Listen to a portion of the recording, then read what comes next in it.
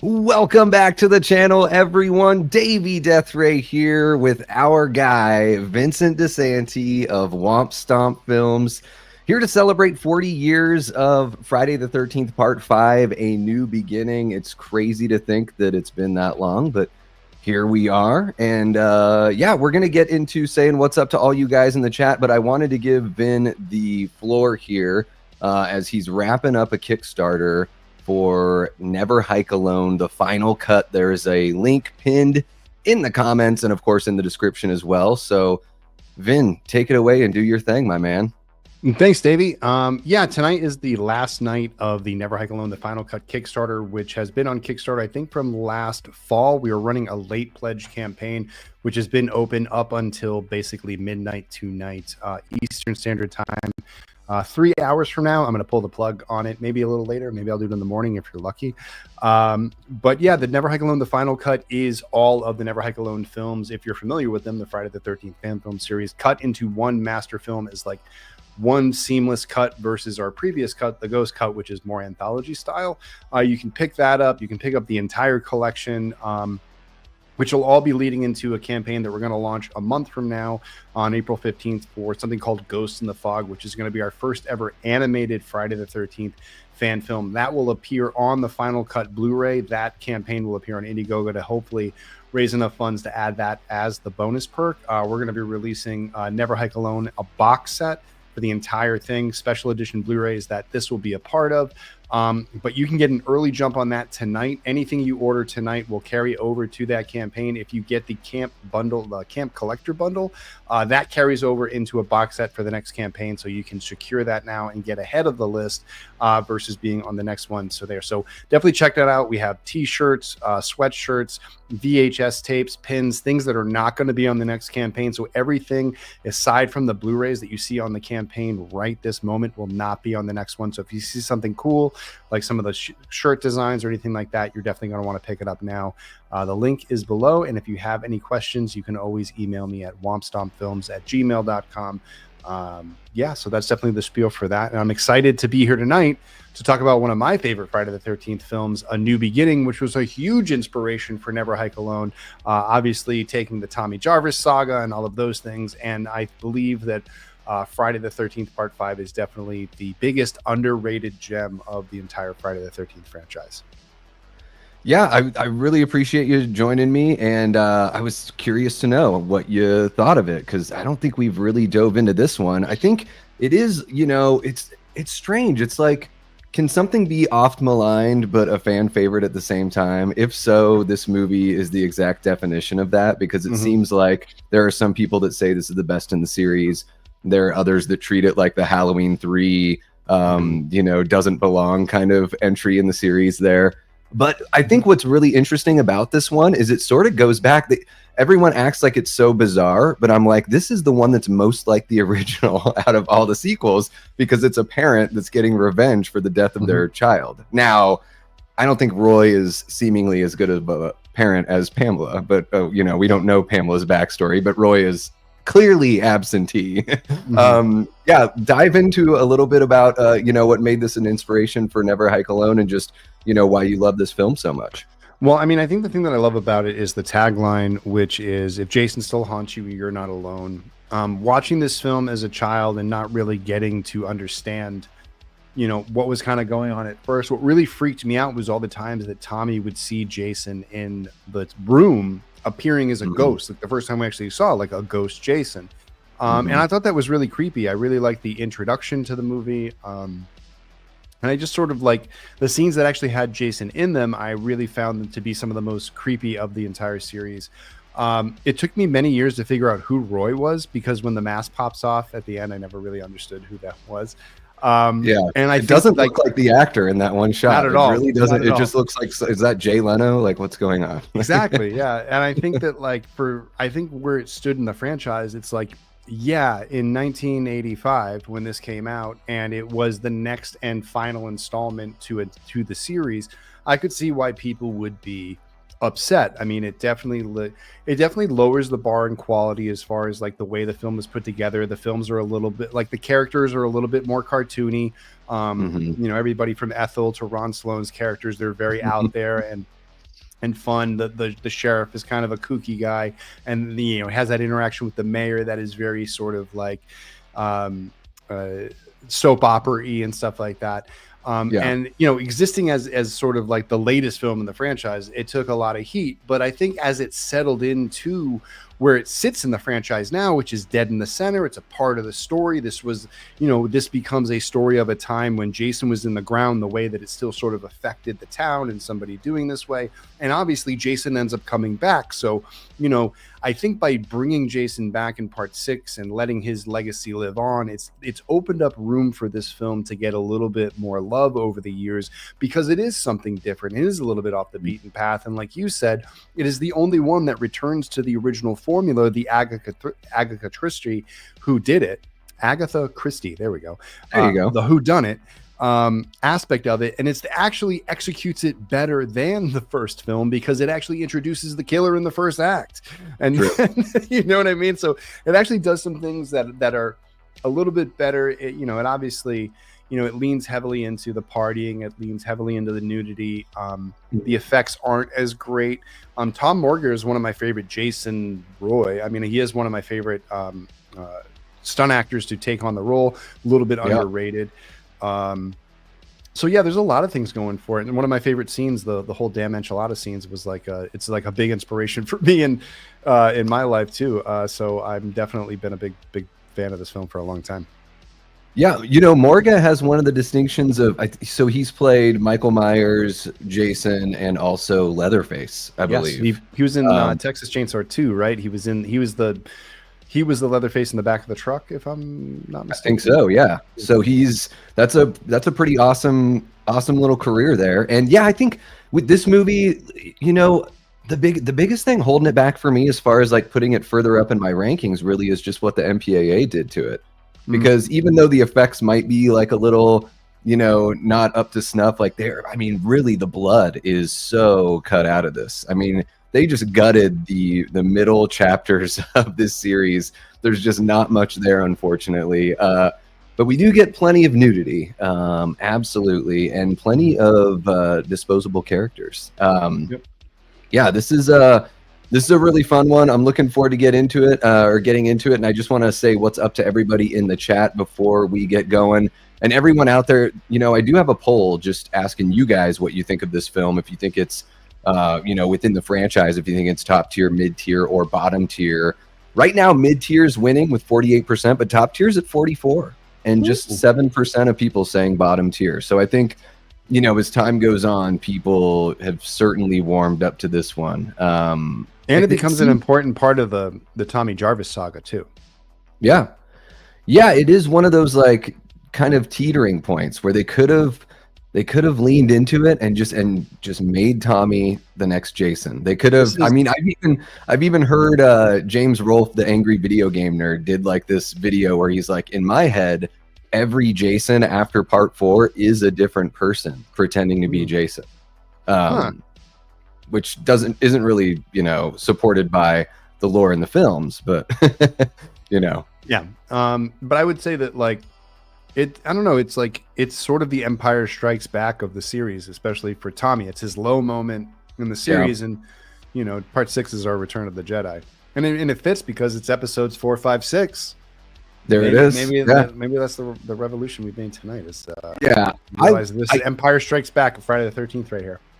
Yep, absolutely. Yeah, I've got such a soft spot for 6, so I really like the hopeful aspect of Tommy's character there, and just like the fun banter between he and Megan, and like there's just something it's so fun, like Jason Lives. But this one, I think that much like it would have been interesting to see a follow-up with Halloween 4, where we really do have another character kind of take the mantle on. It is this what if kind of scenario, like what would have happened if Tommy just became the new psycho killer. But yeah, let's say what's up to everybody in the chat, and then we will get going on the movie, folks. I don't think this one is streaming anywhere, at least not for free, maybe on Tubi if you watch the commercials. But I've just got my Blu-ray copy brought up with that cover there that Vin was talking about earlier, the If Jason Still Haunts You. I prefer that to whatever the other one they put in here. I like the If Jason Still Haunts You. I dig it. It's very 80s. But yeah, we got King Matthew the Third jumping in here. What's happening, King Matthew? Hope you are doing well. We got our channel member Big Rod. What's happening? He says, "What the hell?" But then says, "What's happening, everyone?" All right, Big Rod. Cool. I'm glad you got a quick turnaround there. Chester Franklin. What's happening, Chester? We got MAGA Cat. Of course, our girl Allie Girl in the chat. What's happening, Allie? Mardina Wilcuts. How are you doing, Mardina? I think this is your very first time in the chat. Everybody welcome Nice. Mardina. Mardina coming over from Ghost Files. Love it. Hell yeah. We got Jordan Decker, another great channel member. What's happening, Jordan? Gory Tiger. How you doing, Gory? Icon. A little Crypt Keeper action right there. That's good work. Oh, good work. yeah. Yes. Resolute Blood. What's happening? Eric, what's up, buddy? Kimberly Whittington. I'm guessing these are more Ghost Files people coming on over. Hell Kimberly, yeah. I don't know. Kimberly, I don't know yet. Or maybe, I don't know. I haven't seen her on there. But if you haven't been on the Ghost Files, you can come and hang out with us too.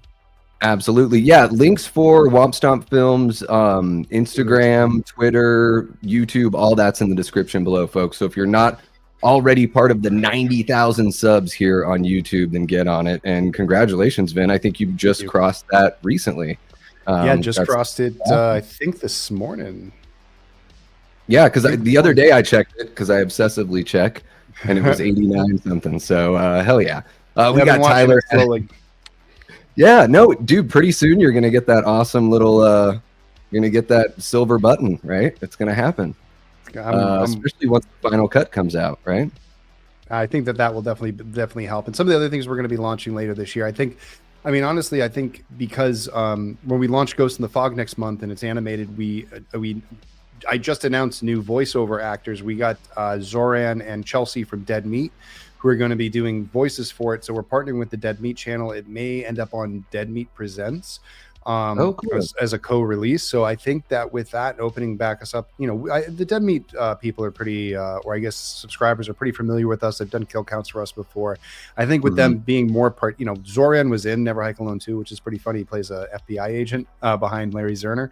So, but I think, with their help, I think that could help us, give us a little boost to get a little bit more people behind the channel, especially with some of the more original stuff we're going to be releasing this year and all that fun stuff. But yeah, hell yeah. But yeah, I can't wait I'm looking forward to getting to 100,000. It's been 8 years, an 8-year climb. Yeah. It's wild on YouTube with how many views your films are getting that it's like, come on, people, subscribe to the friggin' channel. You're going to want to see the next one, obviously. I'm also not the best social media person. Like, I probably could have programmed my YouTube in a much better way. But hey, you know what? It's all grit. You got bigger fish to fry, Well, it's not that. I mean, like, it is. I mean, this is probably, if I look at it, I would say the independent filmmakers really, we all looked down on YouTube 10, 20 years ago when it first came out, and like, who would want to release stuff on there? But I gotta say, like, having the ability to control my own projects and be able to release them and to release them directly to people and they don't have to go through paywalls. They don't have to go through any of that stuff. I can just get it out to them and they can support us directly. I think that's going to be I think filmmakers are going to become more like rock stars pretty soon in the sense of, like, you're not going to be really racing to get to the theater for wide releases. What you're going to be doing is building a big enough fan base of your product that you can take it on tour and bring it to theaters around the country for one-off screenings. I think that's the future of filmmaking. I think that's going to come down to. So I'm shifting my brain to it. So, I mean, it is worth my time. It is worth my time to continue to grow the channel and use this as a base of operations to reach fans, to bring them onto our journey, get them involved in the projects where they're not only, watching the projects and supporting the projects, but they're a part of them. Their names are in the credits. They may be in the film in some way, whether a missing persons poster or someone's naming the characters. In Ghost in the Fog, 2 of our characters have been redesigned to match people who backed the campaign. We have 1 more left that will be in the next campaign. So there's lots of stuff like that for people to get involved, but also help, fellow indie, just regular people making films that hopefully they love. Hell yeah. Yeah, and they get to know you a little bit along the way. So that's another really cool thing about it. We got Robert the Wolfman, one of our great channel members, and Death Squad Mods. What's happening, Robert? I always got to give an ow, ow to Robert the Wolfman. We got Miss C. What's happening, Miss C? How are you doing? Mitch the Ripper unfortunately can't stick around, but thank you so much for jumping in, Mitch. Maybe you go watch this on the replay. We got Billy Judd. We've got who else is in here? Ashton Luck. What's happening, Ashton? Hope you are doing well. Denise Wheat, one of our great channel members, as is Ashton as well. We got Leanna Bebby Rage in the house. Yes, happy Friday the 21st, everybody. Great to see you in there, Leanna. Hope you're doing well. And I don't know, we might be relatively caught up here, although you guys are flying through on the chat. Gene Whitacombe, what's happening, Gene? Matt Facci, one of our great Death Squad mods, hopping in. Got to check out Facci's channel if you don't already. We got Prince in the chat. What's happening, Prince, with the John Cena icon? Brooke Scarlett, one of our great channel members in Death Squad mods. What's happening, Brooke? Great to see you as always. Let us know, guys, in the chat if you're going to be watching along as well. Super Punky World says, don't I make the best damn stew in the whole wide world? Absolutely. Whatever's in that stew, I have no idea, but it does look strangely alluring. Speaking of strangely alluring, last night I watched Hot Shots Part 2. Oh my God. Can't get enough of that movie. Can't get enough of that one. Love it to death.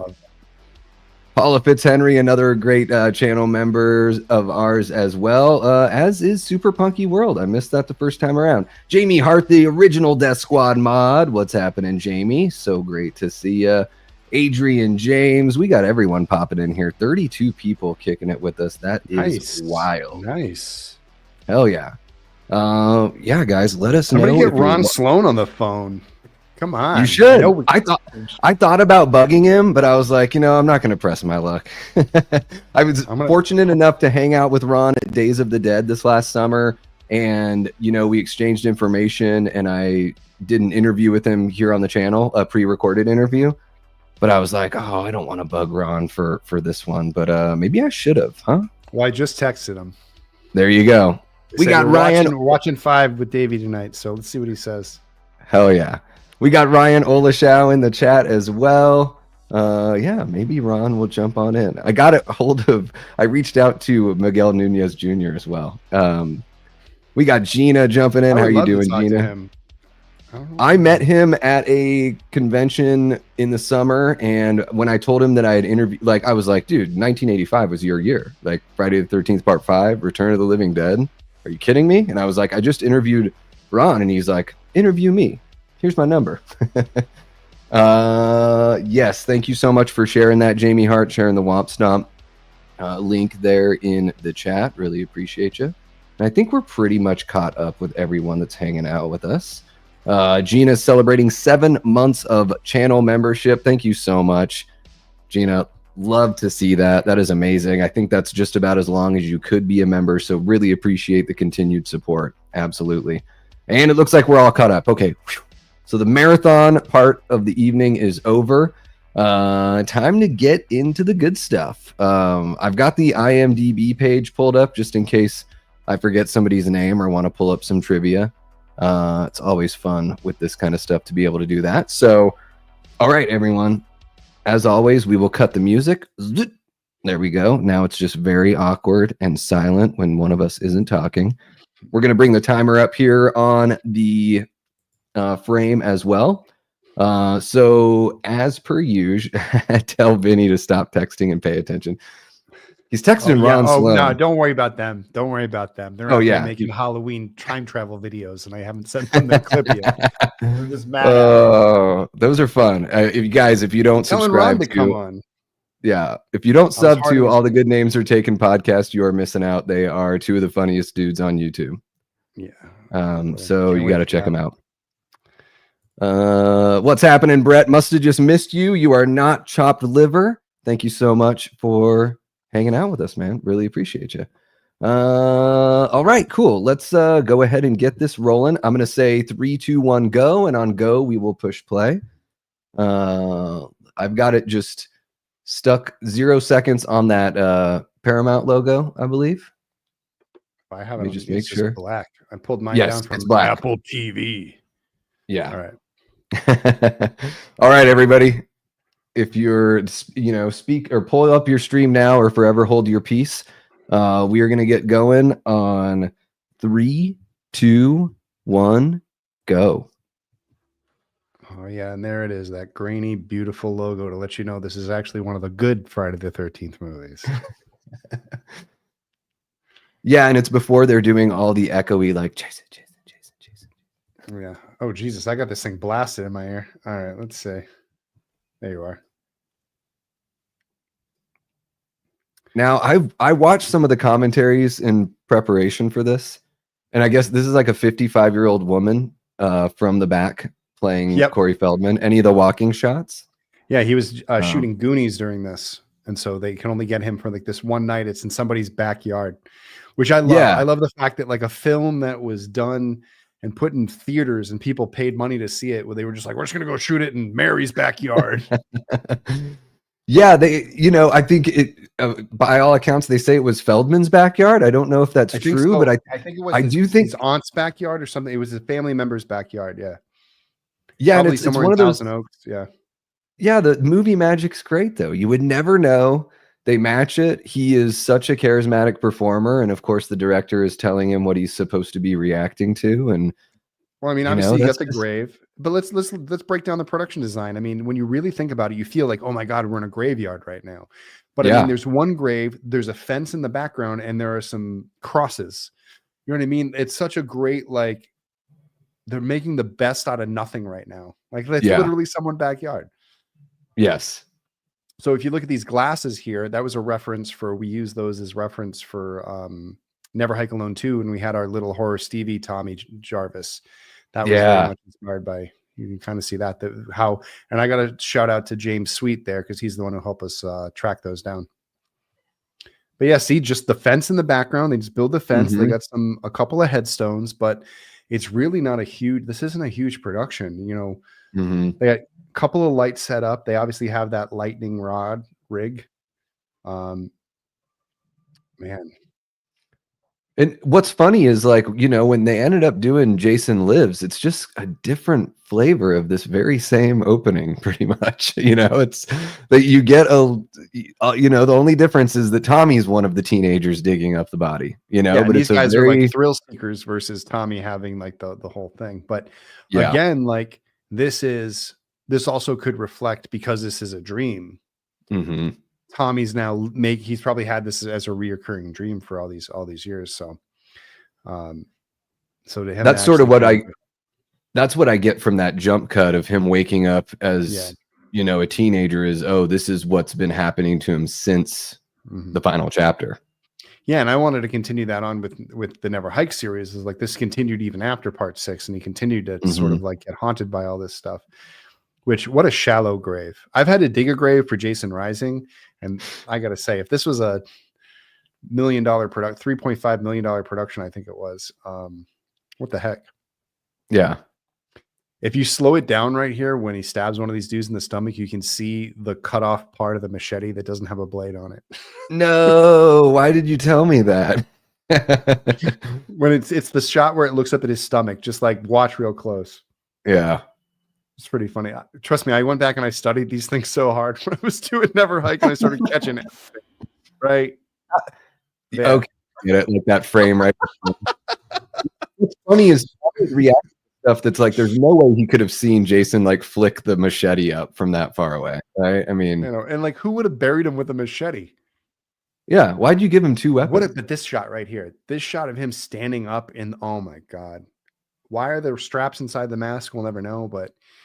And this is Morga that's here? One of the best shots. That's Morga. Yeah, this is all Morga. Okay. Doing his best Ted White impersonation. And this is the first time where Jason ever, from one film to the next, actually had the same exact look. Yeah.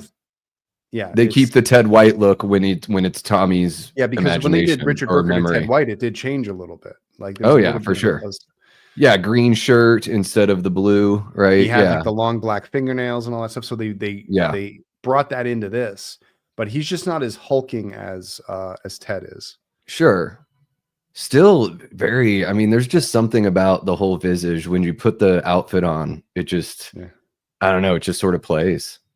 Oh, Yeah, and totally. one of the commentaries I was listening to, Melanie Kinnaman, who plays Pam, was like, when I saw this with an audience, like that shot that you were talking about when he stands up, she was like, everybody just went nuts. Like I bet. just at this point in the series, Jason was like the hero. You know. Oh yeah, they definitely, when he took over, everybody was like doing for him, and there he is. He's John Shepard. Mm-hmm. They did a good job of carrying those glasses over too. Yeah. There he Our is. first little bit of nudity, if you look really close over the shoulder. There you go. Yep. A little booty. Yeah, a little butt. That guy's like the brother of the guy. They're driving around. I mean, Jesus. Well, the 80s made us just think that this was what people did on their jobs. Like these 80s horror. I mean, Axel from the final chapter is like watching the sexy exercise video that's also used in Dirty Work, which is one of the greatest comedies of all time. But yeah, just like these skeezy people, you know. And the guy that with the porn reminds me of, it's like the brother of the Micro Machines guy. It's a very similar look there. You ever see the actual mask they built? No, yeah, because that's got to be like a big prop, right? Yeah, it's like a giant prop that they shot and like did the whole, like, I think they did like a stop motion spin into it, which is really rad. Yeah, I was thinking like the other day, I was like, how did they do? Because this is before, like, that's not animated in any way. No, they shoot it on like a black cyc and just do it all on a stage. It was all miniatures and stuff like that. But I think that one was a pretty large mask, if I remember correctly. They buried him with his greatest love. I ruined the movie for Miss C, though. I saw that comment. There it is. Sorry, Miss C. That's what any commentary is all about, though, right? You know, giving those little insights. I think this is the first. Oh, I was going to say, I think no, this go is ahead. the first Friday the 13th sequel that doesn't start by playing the last 5 minutes of the last movie for additional runtime. So they actually came up with their own intro for this one, which was really, really unique. Yeah, and I always thought back in the day, like that was just something they did because people didn't have access to the copy at home. So maybe as VHS became more of a, like maybe as rentals like ushered in a little bit more, because I know rentals used to be few and far between. But yeah, you know, it's a big part of those first few sequels there. Now there's a band from Portland, Oregon, called the Pinehurst Kids. And I always thought that was a fun little reference to this film. Yeah, this was done up, I believe. They moved production to California, so this is somewhere like Thousand Oaks area, I think, where they also filmed part 3. But they started filming. Yeah. Because they did Joey. Final chapter is in that, what's that canyon? Runyon. No, not Runyon. Topanga. Yeah. And it's the house from the Jarvis cabin is the same house they use in Pumpkinhead. And I think Commando, a ton of movies. And it's interesting how it looks so small in Pumpkinhead, and I'm like, well, I guess that's just shows you the different cameras and the different lenses, and because it looks a lot bigger in this or in the final chapter than it did in Pumpkinhead. It's a pretty decent sized house. I've been there. The new owners are really, really nice people. They did like a couple episodes of like Modern Family and This Is Us shot there. So it was up until a few years ago. It was supposed to appear in Never Hike Alone 2, but they stopped letting people film there. I was going to have a whole scene with Tommy at the house. And damn. Yeah, I was going to do another scene where like when Rick is looking for him, he ends up at the Jarvis house and like kicked in the door and like was looking for him at the house and then gets a call that he's at the hospital. And so that was going to be like an interstitial scene, but we were never able to get it. He's one of my favorites. His last name is McCulley. And so in Never Hike Alone, our EMT, his name is Axel for part 4, and then McCulley for Bobby for him. So it's like, nice.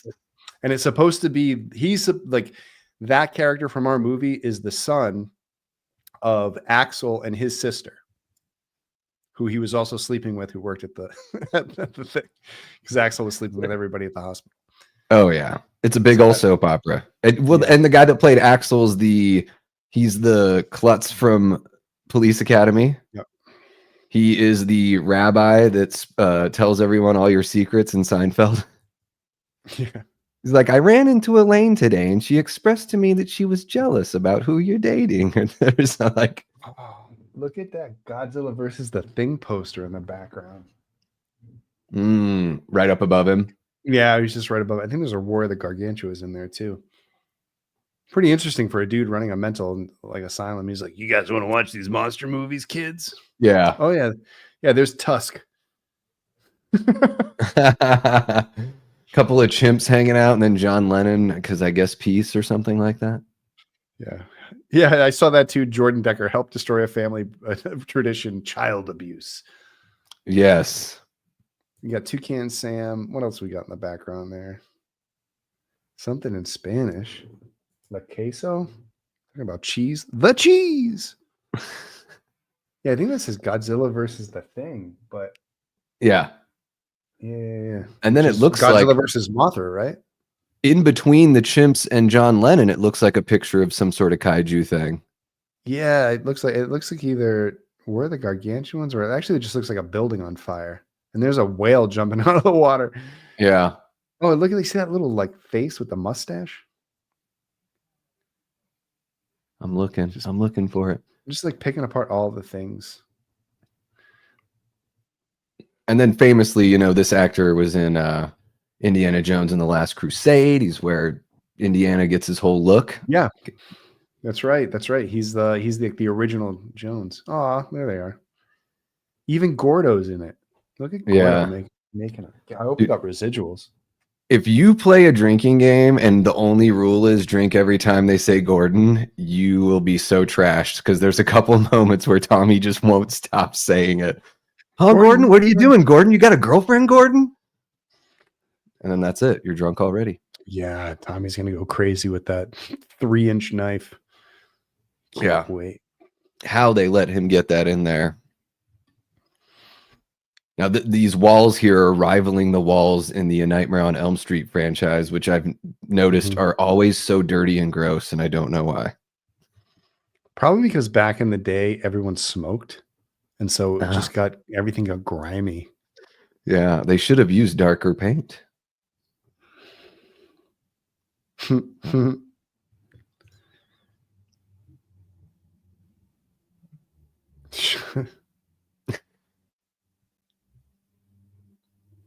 Reggie the Reckless.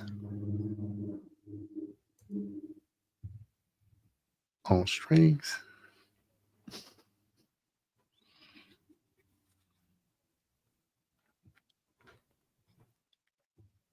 What is this? Shabar Ross? Is that his name?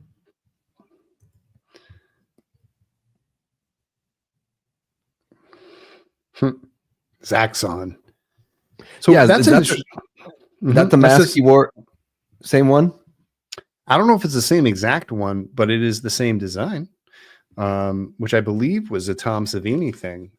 So I wonder if he got that from Tom or if they had it. It's kind of I always thought it was so misleading on the VHS. And it's 90% masks. He's got no clothes. He's just like, okay, Tommy, pack up your thing. Yeah. He's like, I need my masks. Tommy, put on a new shirt. No. He has more masks than he has lines in the movie. I know, right?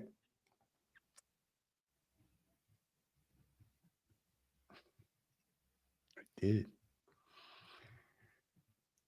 And you wonder, like, so classic writer tricks. You can always tell when they write stuff like that. It's like to set up some other line. It's so funny. You act like you made these things or something. I did. Such a like, people don't talk like that. I always talked about people. I'm like, don't make people talk like movie characters. Make them talk like real people. Yeah. But I don't turn it into a pitch meeting joke where it's like, well, why would he say that? I don't know, because I need the story to work. Yeah, right. Here we go. This guy's got a Nathan Fillion thing going, the sheriff. Yeah. The rookie, here he comes. That other guy's been in it, like the deputy's been in a ton of stuff too. That patch is falling off that shirt. Yeah. These guys have an interesting chemistry. There's a couple of moments in this film where I'm like, are these guys dating? Yeah.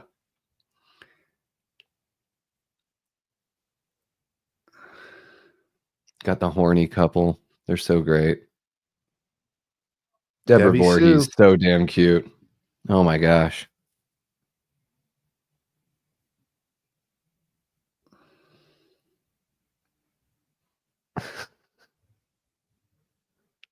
It was just a different time in the 80s, you know?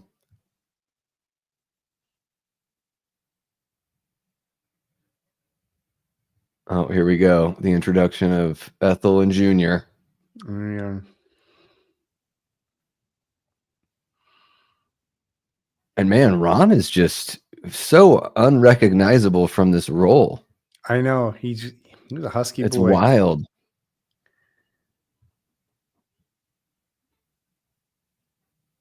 Oh.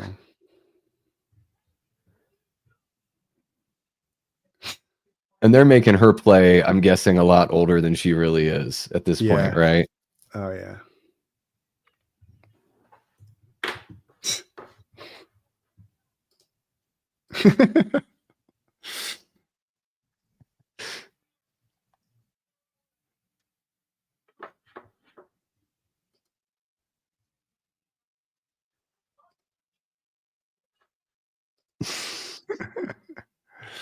Oh, Carol.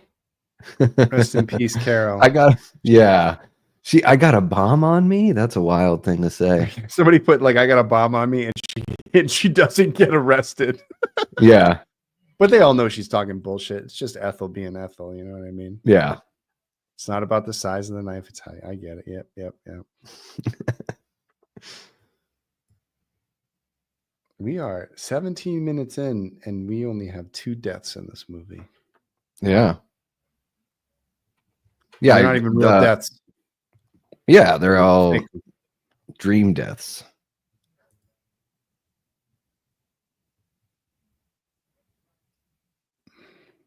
Which easier time with Roy than he had with that bike shop owner? Which bike shop owner? Is he in a different are you talking about a different movie? Yeah. It's got to be a different movie. Who's in Rad? Let's see. What else was Shavar Ross in? Where is he? Oh, Shavar Ross was supposed to be in Goonies. Is that true, Billy? There he is. Might have been from when he was on Different Strokes. Oh, yeah, I remember he was on Different Strokes. He also did one of the during that made an appearance on the series too. Oh, the Friday the 13th series. Yeah, I don't know which episode, but that's cool that they brought him back. I put on the Freddy's Nightmares last night. Holy cow, those are something. Yeah, they were real rough. I'm like, Toby Hooper directed this. This is like real low budget TV here. I got to tell you, there's some big swings and misses from that era of filmmaking. I'll tell you that much. Those guys were like great and not so great. Yeah. Which gives you hope for like not one bad movie ain't going to ruin your entire career. Yeah.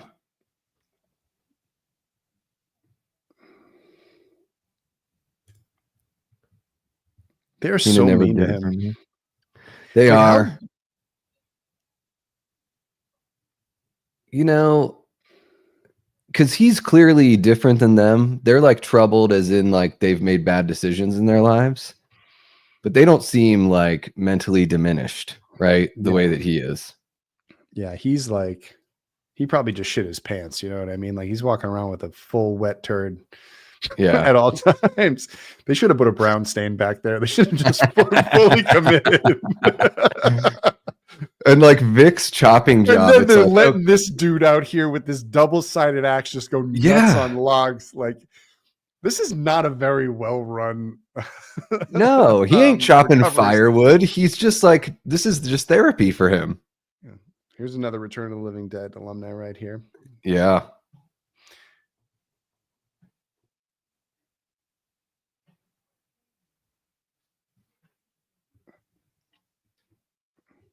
Me being an orphan and all. Yeah, he's got that East Coast accent. Very tight cross necklace on as well. Although if I remember, this guy ended up becoming like, he's kind of like a Hollywood diddler. He was like, that's what's that ring. Yeah. So he deserves everything he gets right here. Super Punky World had said something about how he was one of the ones that fucked up Corey Feldman's life. Yep. Because he was like one of those actors that was like always around, and I think he was like sort of a nepo baby. Mm-hmm. So he ended up in a bunch of stuff, and then it's like, you know, that I love that show Head of the Class, but then there's that guy in Head of the Class that became like the big Nickelodeon creep, and I'm like, oh yeah, him. Like I love that show, but this guy's the worst. Oh, the Naked Gun. All right, there we go. That's right. I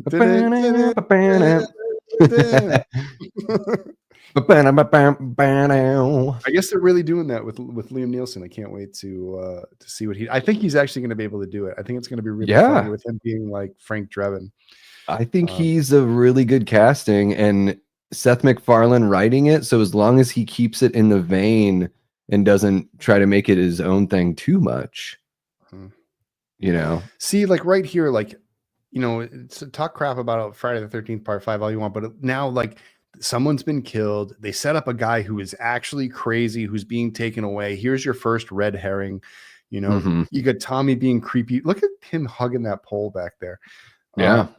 You know what I mean? Like now it's starting to be like, who is going to be the new Jason? Who is going to be the new Jason? And everyone's pointing, like, I guess the marketing also pointed a lot of fingers at Tommy as well. So this is going to be interesting. And here we go. Yeah.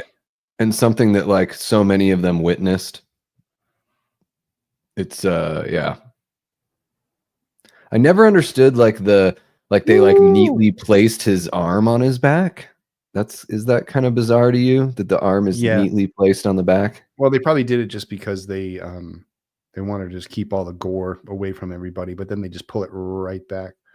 Yeah.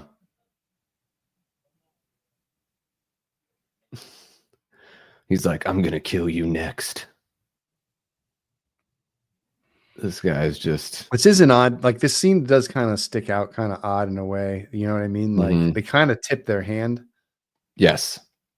And then even like the little almost breaking of the fourth wall, he's like looking just to the side of the camera, and then bye men and like why is he looking like that? You know what I mean? Like you don't really establish anything. This is here's a nice racist scene about Italians. For some reason, these guys from the 50s are like in 60s are just in this movie all of a sudden. Right? Yeah, no, there's always like there's a weird upset. Like it's obviously like these guys growing up and they're directing, they're idolizing what was cool to them when they were kids, like the the Grease people. You know what I mean? So like basically what you got here is just like Grease meets Friday the 13th with these two fucking Guidos. I think they even drop a C-bomb here, which is very much appreciated by myself. I'm a fan, even though I know a lot of people hate the word. I think it's kind of fun. Says something like those cunts aren't going to wait all night or whatever. I'm like, oh, if only they knew you were talking about them like that. Speaking of feeling seen as an Italian, I believe the Mets have a new like I guess they're taking one of their AAA teams or their AA team, and they're doing like a month where they're going to be a different team name, and they're going to be the Spicy Meatballs. So I'm like been celebrating that. Yeah, look at these logos, dude. Damn. Look at that. Look how racist that is. Just totally just appropriating my culture. And I'm here for it. You know what I mean? Yeah. Once they took away the Redskins, I was like, sub us in. We'll take a team. And so I still call the Redskins the Redskins. Yeah. Next month it's going to be the chicken cutlets or something like that, or Yeah. Hey, whatever it is, eggplant parmesan. yeah.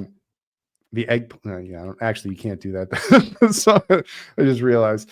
Oh, use the dick emoji. Well, there's that. There's also another thing that the Italians will understand. Yeah, I'm fucking clueless. Yeah, I know. I realized it too late, but it's subtle. This is funny because this is sort of like if you played Friday the 13th, the game, there's like one of the individual sequences is Jason, like one of the single player sequences, sort of based on this scene.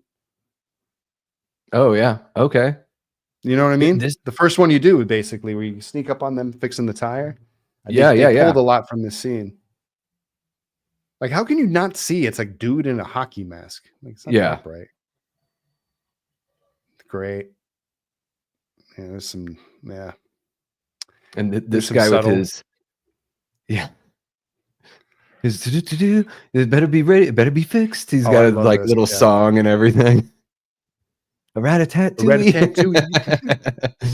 Dude's just face down in the engine. Yeah. He's definitely got like poop on his fingers, right? Oh, well, at least I mean, what did he do? Microscopic fecal matter, you know. It's rubbing it all over the Roy's doing everybody a service here. This guy would have given everybody pink eye.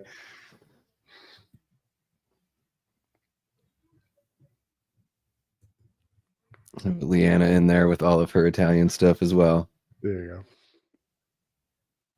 Yes. What's happening, Trisha? How you doing? I feel like somewhere there, all of these kills there, you know, there's a cut of this film that delivers a lot more. Yeah, I know. You can see like the cut and all the blood flowing out. I mean, we did one of those for 2 where we had the arrow coming out of her neck, and I was just like, they were like, "How much blood do you want?" I was like, "Flow, baby!" It's like, let's give them everything that they didn't get in the old movies. Like, let the blood flow. Let's show it. Stick with it. Crap my ass. Here we go. These scenes used to creep me out as a kid. Yeah. It's really intense, difficult stuff to pull off. Very Beaver-like. Mm-hmm. All right, so you're going to spend this entire hair just ripping your hair out. Yeah. Oh, so he brought masks and pills. Okay, so at least there's that. Dude, like, how do you not get creeped out by that? And the straps are back on the outside of the mask, too. But you know what? He got yoked for this film, so good for him. He got ripped. He did. Yeah, that was something that like wasn't now in Hollywood. It's just expected that every actor is going to get totally ripped. Actually, it's not even that much. That's not enough eggs for everybody. I don't think. Probably even with one less person at a time. No junk food. Oh, come on! I would not belong. I think the grandfather may be the saddest death in the entire movie. Mm-hmm. He's like the only one. They're like, how can you kill that guy? Like, nice to everybody. Yeah. What did he do? What did he do to Joey? Yeah, because most of the people that get like the early people that get killed are the ones that are like talking shit about. Hey, look at that! Look at that reference to Popeye the Slayer Man up there, upper right corner. Yes, I never noticed that. His chin just looks like a giant ass. Ever since I started working more production design, I can't help but notice everything in the background now. Like, well, the bathroom too. What did they populate it with? Yeah. Just like a bunch of old shit. Miss Joey already. Yeah. He is probably the most pathetic. He's probably, if there was ever a tier of most pathetic Friday the 13th character, I would say he would win that bracket. He's like one of the most he's such a dope. He lets it all out and gets just laughed at. It's so bad. It hurts. So yeah, up there next to Gramps, they have an old coffee grinder, old school little coffee grinder next to the lantern.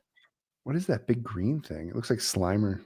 Yeah, is it like a ceramic gourd? I don't know why you would want a ceramic gourd. Oh no, it's a chicken. It's a green Jordan, chicken. You forgot a couple S's in set. Yeah. Set.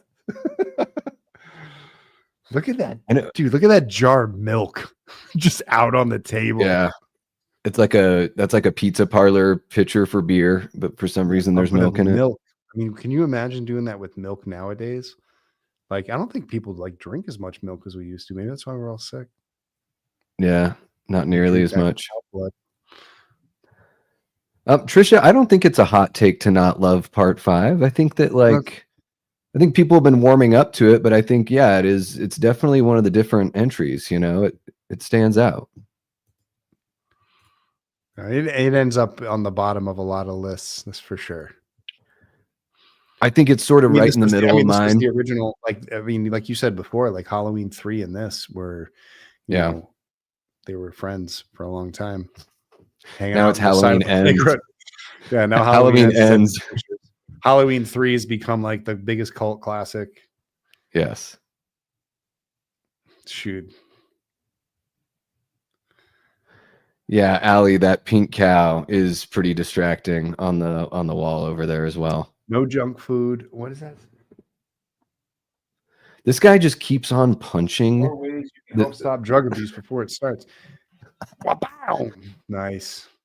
Just kicks his ass. I mean, of the fruit and bananas. Yeah. Listening. It's gonna be all right. Meaningless platitudes. Here, take this hat and this whip. Yeah. What's happening, Dean? One of our great channel members. How you doing, man? He can't wait for all of his Never Hike Alone blues. Soon. Yeah, they look really good, man. I'll get you out the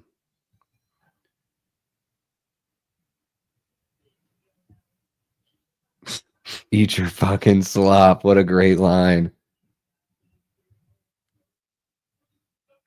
Yeah, I'm a big fan of ends as well, Trisha. I'm one of those.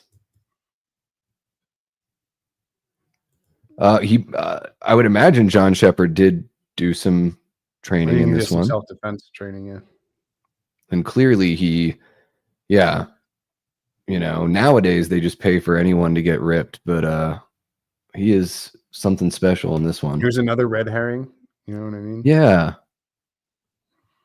What do you do?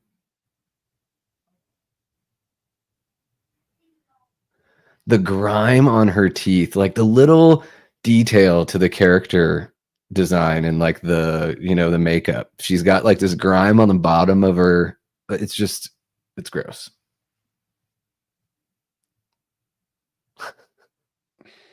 She's so judgmental about this guy. That is so dirty in this movie. Like Junior's shirt super dirty. That guy's dirty. She's dirty. Yeah. Just these are dried farmers, like farmer people. Yeah. Dried herbs everywhere. They just didn't used to refrigerate anything.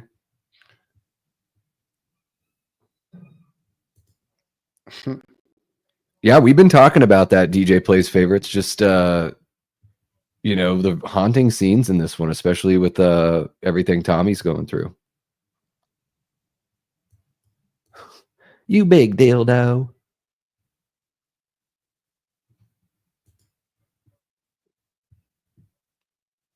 Another odd kind of Roy moment that stands out. Yeah. And I think that this is where the film sort of like takes a great idea and sort of fumbles the bag a little bit. Like as far as like this really could have been if they played it in a little bit, like if the dialogue and the execution was a little bit more subtle, a little bit more serious, that you could have really woven in a great mystery here. They just sort of, again, they played a lot. Like it feels like an episode of Murder, She Wrote. Mm-hmm. That makes sense. You know what I mean? Like they kind of got like the bad guy, which, you know what, just a quick shout out. Speaking of Murder, She Wrote, I've been addicted to watching a show called Poker Face, which just, I think, ended its first season with Natasha Lyonne. It is now my new favorite TV show of all time. It is so good. It's so like,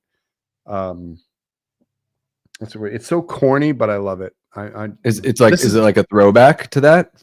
Yeah. It's like if Murder, She Wrote met Columbo. It's like really like, it's like one of those like kind of wanders from town to town solving crimes type thing. Oh, cool. Ends up in the middle of the mixture and has to help everybody solve the crime. And her special power is she can always tell when people are lying. And so she follows. Oh my gosh, they do. how many shows have they done? Like they did that one with Tim Roth, and then Simon Baker was on The Mentalist. It's different because Natasha Lyonne's hilarious, and I love it. It's different because she's Italian. Just admit it. It is actually. Yeah, she actually reminds me of my cousin Fallon, who like I'm like it's like watching my cousin. It's like kind of like funny. This is also like low key one of my favorite scenes. One of the funniest lines ever coming up. Well, also there's this. It's showtime. It's a great set. This guy, yes. Yeah. I mean, look, beer in the cup holder. Yeah. Cocaine in the head in the thing. Dude is yeah. That was like a running gag between me and my friends. Like we always grab stuff and go. Yeah. And the way he talks to it, like he's sort of like talking dirty. Yeah, that's just what the doctor ordered. He's just got this like slimy way. Voice, yeah.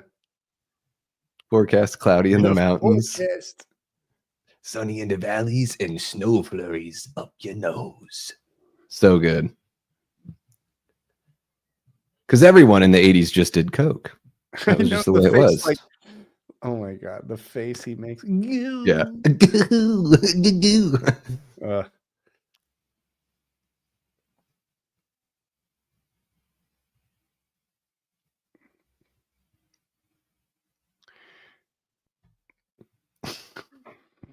We get a little false scare here with the kitty cat that's somehow just hanging out in the restaurant. Super Punky World poster says, it's a fact, pot hurts. I don't think so. Yeah, there you go. Alcohol probably hurts more. Oh yeah, I would say one of the big hurts. All right, Miss C says unpopular opinion, perhaps, but I always thought John Shepard played the best version of Tommy Jarvis. I really wish he would have played Tommy in part 6. I believe he was offered, and they were going to make him the villain, and he decided to leave acting. Yeah, he found Jeebus. Yeah, he wanted to get out, but yeah, I always thought that somebody who's doing Friday the 13th fan films, like, especially because we worked with Tom, I always wanted to see somebody pick up with Corey and pick up with John and continue. You know, if they were going to do Tommy Jarvis stories, to do it with the other Tommies, not to do it. Yeah, that's a good one. That's a good kill. It's David Carradine. That would have been funny if it was David Carradine. But I always thought that that'd be kind of a cool thing. I'm sure, like, who knows? Corey's probably available, and John, I know he does conventions. I bet he would think about doing it again. I think picking up with In This World, a sequel to This World, that would be a very interesting. Would be a very interesting fan film. You could even do another whodunit. You know what I mean? Like John Shepard's at the center of another. John Shepard Tommy is at the center of another whodunit, sort of using Jason as an icon, somebody with a hockey mask type thing. Yeah. Necessarily, you know, Jason coming back from the dead, but I also always wanted to do a fan film, which was Roy Lives, with Reggie the Reckless coming back and digging up Roy and accidentally resurrecting him. That's another good what if as well, bringing Reggie the Reckless back. Yeah, which I'm sure Shavar Ross, I'm sure you can get him for that. You could even do so if you did one where you brought John Shepard back, you could kind of have that Psycho 2 vibe, where it's sort of like, is he like he's investigating it, but is he the one doing the killings? And there's sort of like this gray area. Do you think this is the same double-sided axe that killed Joey? I don't know. Maybe. Wow. It can't be the only one hanging out in the area. But I mean, it would have been, you know what I mean? Like, yeah. Kind of would. Plus, like, if you think about like the set, like they only probably have one double-sided axe on set. Sure. They use this one. And then another commercial break, like you were saying with the TV thing. There's a lot of these like fade to black commercial break. And that's how I used to watch a lot of these. This is one of my favorite flashback scenes. But always on USA, Up All Night, Gilbert Gottfried. Mm-hmm.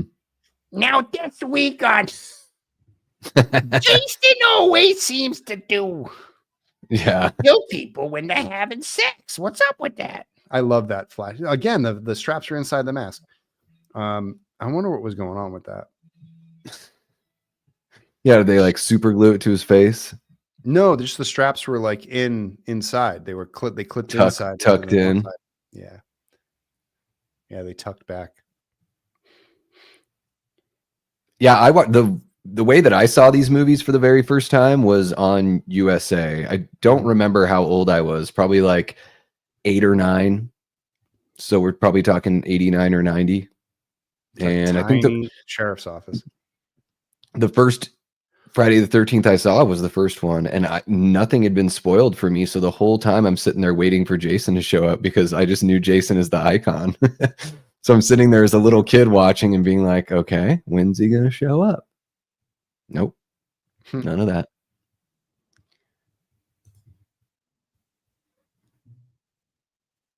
And this is one of the Mancinis here that plays the mayor. Really? Which one is this one? Rick Mancini. Oh. He was in Ghostbusters as policeman at the apartment. He was in Ed Wood. Interesting. Well, apparently they didn't cremate him because they dig him up in the next movie. Yeah, and it's a little like they're teetering, like they're getting close to like a little bit of a meta thing, a little bit of a wink at the audience here. But yeah, I've seen concession stands bigger than this sheriff's office. The sheriff's station in Never Hike Alone 2 was bigger. Yeah. Starting to notice everything now, you know what I mean? I'm like, what the hell? They got away with like this? Like this movie was made for like almost no money. Had to be like one location. Yeah, I mean, they didn't even want it. This was made reluctantly, right? I mean, man, I've just got to say, Deborah Voorhees making money. Yeah, Deborah Voorhees looks amazing. She don't need no bra. They hang absolutely perfectly. No, I was definitely awestruck as a child. That's for sure. Yeah. Thank you so much, Sean Sheridan, for is that a euro? €1 super chat. But you got to work with Deborah doing 13 Fanboy, right? She directed the film? Yep, I got to kill her. I got to I worked with her a ton. I helped her cast, crew, like the whole 9 yards. It was a lot of fun. We did the teaser for it together. She brought me out to do the teaser. And then she ended up casting me as the actual killer, which was really cool. Yeah. And as yourself.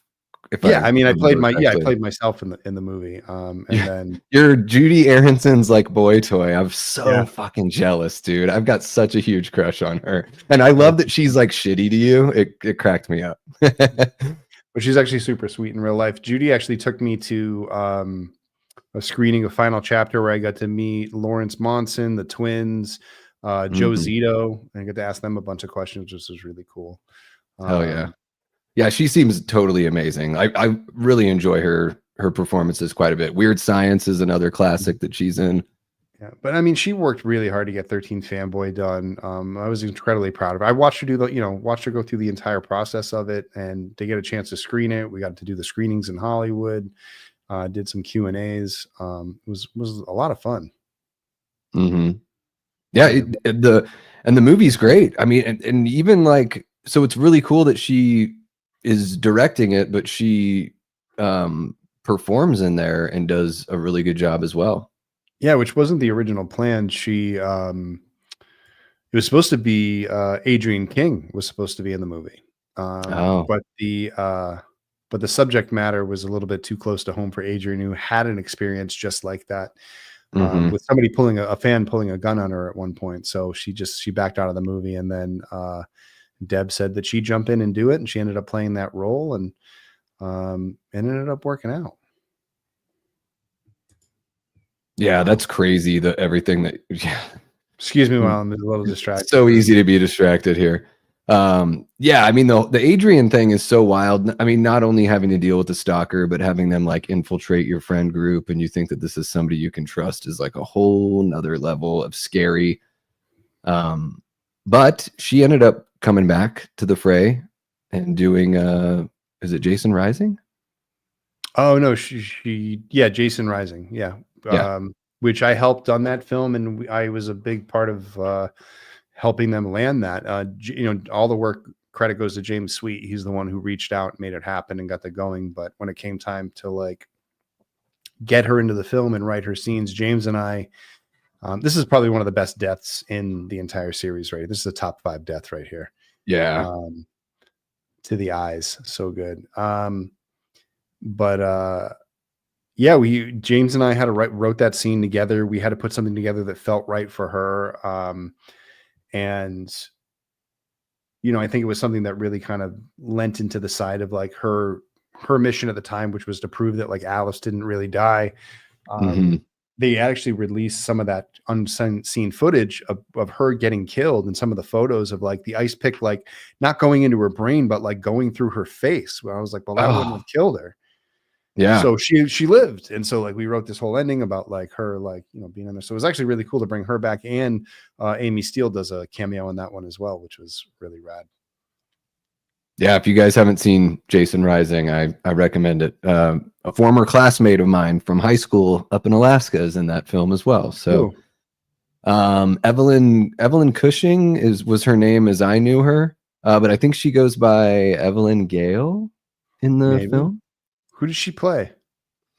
She's very tall and slender. I can't remember the name of the character. If I said she gets killed in the woods, that's not going to really tell you anything. Let me look it up. Oh, here. is she one of the police officers? Does she take a hoe to the face? She might. Let me. Right. That's the kill where I split my head open on a rock doing that one. Evelyn Gale. She plays Lydia Patrick. Is who she plays. Okay. Oh, wait, and Jason Rising. Oh, I thought you meant 13th Handball. Yeah, I know. Yeah. Okay. Lydia, she played Lydia. That's right. That's funny. Small world. Yeah. I wish James was watching right now. He'd jump in and yes, we did use real snow. We actually chased a snowstorm for Never Hike in the Snow. That's an actual snowstorm we're shooting in at the beginning of the movie. And everything that was there was literally what was left over from that storm. And we had to keep scraping it together and recovering areas of the forest because it was melting so fast. That's awesome. That's kind of like in the original Halloween, they would distribute the leaves and then pick them up and take them to the next scene because it wasn't the fall. Hey, no worries, Matt. Those goddamn enchiladas, they'll just get you, man. Damn enchiladas. Woo. Let's see. Yes, titties be free. Not the first time and certainly not the last. Yeah. Release the hounds. Smithers, release the hounds. Smithers. That's so funny. Hey, the crowdfund's doing good. We just jumped up another grand, I think. Hell yeah. Yeah, I saw it was 761 backers, just over 81,000. Mm-hmm. Now for the Never Hike Alone projects, like cumulatively, how much money do you think you've raised for these? Like, are we talking about like half a million? $500,000. That's incredible. The first one we raised like 20 grand to get it started. We ended up making back around, all in all for the film, I think we spent around 50 and we raised about 70, I think. And the rest of it went to perks and shipping and all that stuff. Never Hike in the Snow, we raised, I think, 125,000 total for that. And then Never Hike Alone 2, we raised around 350,000 total. Damn. So overall, through the years, through everything that we've done, I think we've raised roughly just shy of $800,000, $900,000 on crowdfunding. Wow. Between the Dylan's New Nightmares of the world, the Jason Risings, and everyone else that we've done like a lot of original productions. And like the originals, we usually land between the 10 and 20 range. And with the Dylans and the Jason Risings of the world, we've been in like anywhere from like 20 to 50, which has been really cool. I think Dylan's ended up around 60. Jason Rising ended up around 60. So those are, you know, being able to put together pretty substantial productions just by working with fans. Yeah. No, it's amazing. And it's like, you know, with Friday the 13th being, you know, with the rights being in limbo, it's all the false starts with the Crystal Lake TV show. I mean, it's clear that the fans, you know, see you as the placeholder and see what you've been doing is like the only bastion of hope they have. Like what's that journey been like, going from like doing the first one to like I really want to make this movie because I'm such a passionate fan, to now where people are sort of like in a sense relying on you to like keep it going? What's that change been like? It's been funny. I mean, like when I first started it, you know, and Never Hike was sort of this unexpected hit. You know what I mean? I think the weirdest thing, and I think the thing that's almost been a little bit of a bummer, is that like we made Never Hike Alone and it was an unexpected hit, and then there were expectations. And so every time I released something else after that, there was all these expectations of all of a sudden it was supposed to, you know, hit this expectation or that expectation. Never Hike in the Snow wasn't like Never Hike Alone, so people were really confused, and it was short and it was only supposed to be this. And then, you know, Never Hike Alone 2 came out, but a lot of people had sort of skipped over Never Hike in the Snow, and they only knew a little bit about Never Hike Alone. So they just watched Never Hike Alone 2, and some of the context wasn't there. And so that's one of the reasons why we wanted to put the final cut together, was to sort of create a presentation that somebody could like, it's not 2.5 hour anthology, but something that's more like an hour and 45, 2 hour, you know, film that just flows through and feels like it could be an extension of the Paramount series, which I think is going to sort of be our goal with that version of it, is to maybe do some things that we sort of buck the trends with and maybe come back and like redo some stuff. And I'll get into that, I guess, you know, as we get closer to that side of it. But yeah, I mean, the expectations sort of getting there and it's sort of becoming like a natural thing became odd. It was funny because people saw it like basically just expected us to deliver just like the studios did. And I feel like we did a pretty good job. But at the same time, one of the things I'm most proud of is the fact that we helped a lot of other people get their projects off the ground as well. We opened up an avenue for all sorts of fan filmmakers to come out of the woodwork and, you know, try their hands at it. And there were, you know, films that started when we were getting going that, you know, came out maybe a year or two after we did. There were films that saw us and then took that inspiration to go out and do it. And it's just been interesting because it's like, there's probably, I would say, no less than 40 or 50 fan films that have been released since Never Hike Alone released. And before that, there was like maybe 5. So I think that that's sort of the cool thing, is that like, it's cool for the fans that have like jumped on and watched us do what we do, but it's awesome to see that like it opened up this world where everybody started participating. And, you know, now we have this like wild world of fan films where like, it's almost like an expected thing that not only are we doing it, but everybody's doing it. But when people look at me, and, you know, a lot of people will say like, well, Vin, you know, all you do are fan films, and like, have you want to do something original? And like, do you think you'll find success in the originals? It's like, well, one, it's like, there are a lot of people doing fan films. There's only one, like our team is really the only one that's having the type of success that, you know, with the fan film. So I believe that what we're doing means something and it stands out. And even though it's now a saturated market, we're still sort of like the leader of that saturated market, and people come to us sort of like that quality. And I think that that's something special. I think that people who, you know, don't understand that like there was a limited window to do this Never Hike Alone series with Tom Matthews and Vinny Guastafaro and pulling all these people together. Like that was a limited window that wasn't going to be open forever. So I couldn't jump on some original stuff because that stuff had to happen. And now that it's done, I can move on knowing that got done and the original stuff is there and kind of working on it. So I think that like, it's awesome because it's connected me with the Friday the 13th franchise. It's connected me with a ton of the alumni, with all of the fans. It's cool being sort of like a stepchild of the franchise is the best way to say it. It's not official, but people recognize me for it. And I always wanted to work on a Friday the 13th film, and I didn't work on an official one yet, but I got as close as you could without actually doing it, which I think is actually kind of super impressive, because I don't think, like before Never Hike Alone, if you had said like, I'm going to make a fan film and people are going to associate me with the franchise for the rest of my life, most people would have laughed at you. And now that's exactly what's happened. And I know, you know, no studio backing, no one helping me out other than like other fans who are friends and filmmakers getting together and making this happen. I think that's the thing I'm most proud of, is the fact that like life never presented the opportunity for me to actually work on the film. So we did it ourselves, and we created that opportunity for ourselves. And it's a great story for anyone who's ever wanted to go after a dream in life, and they're sick of waiting for it to happen. And sometimes you just got to grab the bull by the horns and make it and really scoop them enchiladas.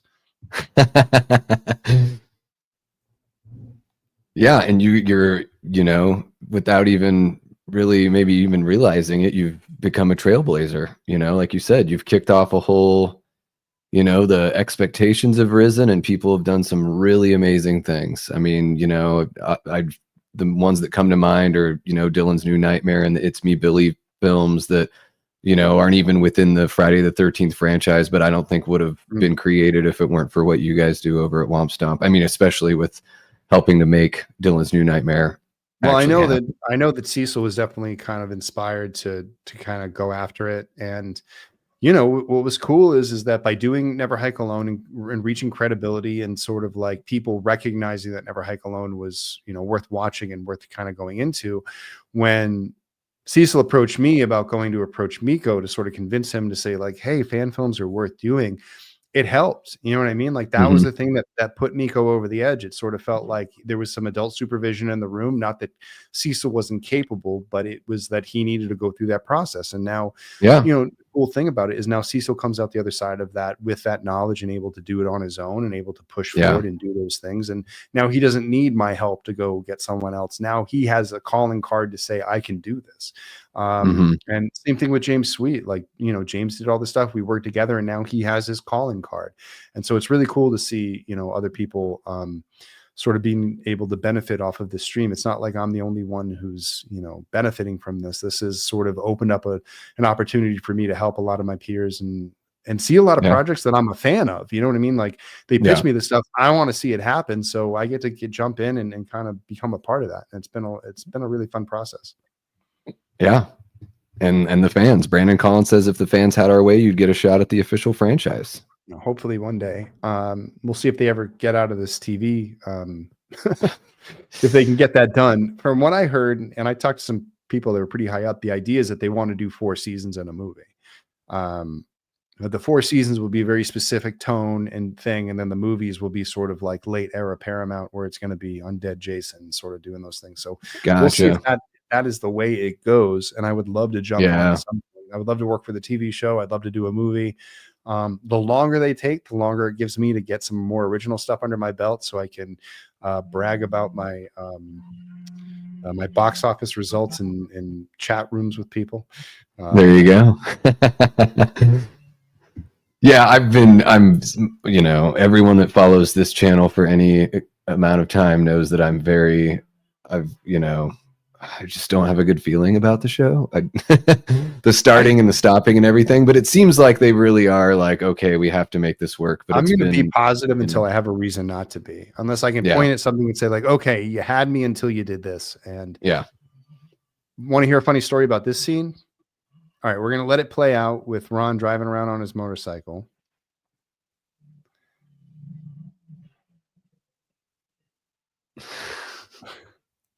She's just making her next round of yeah.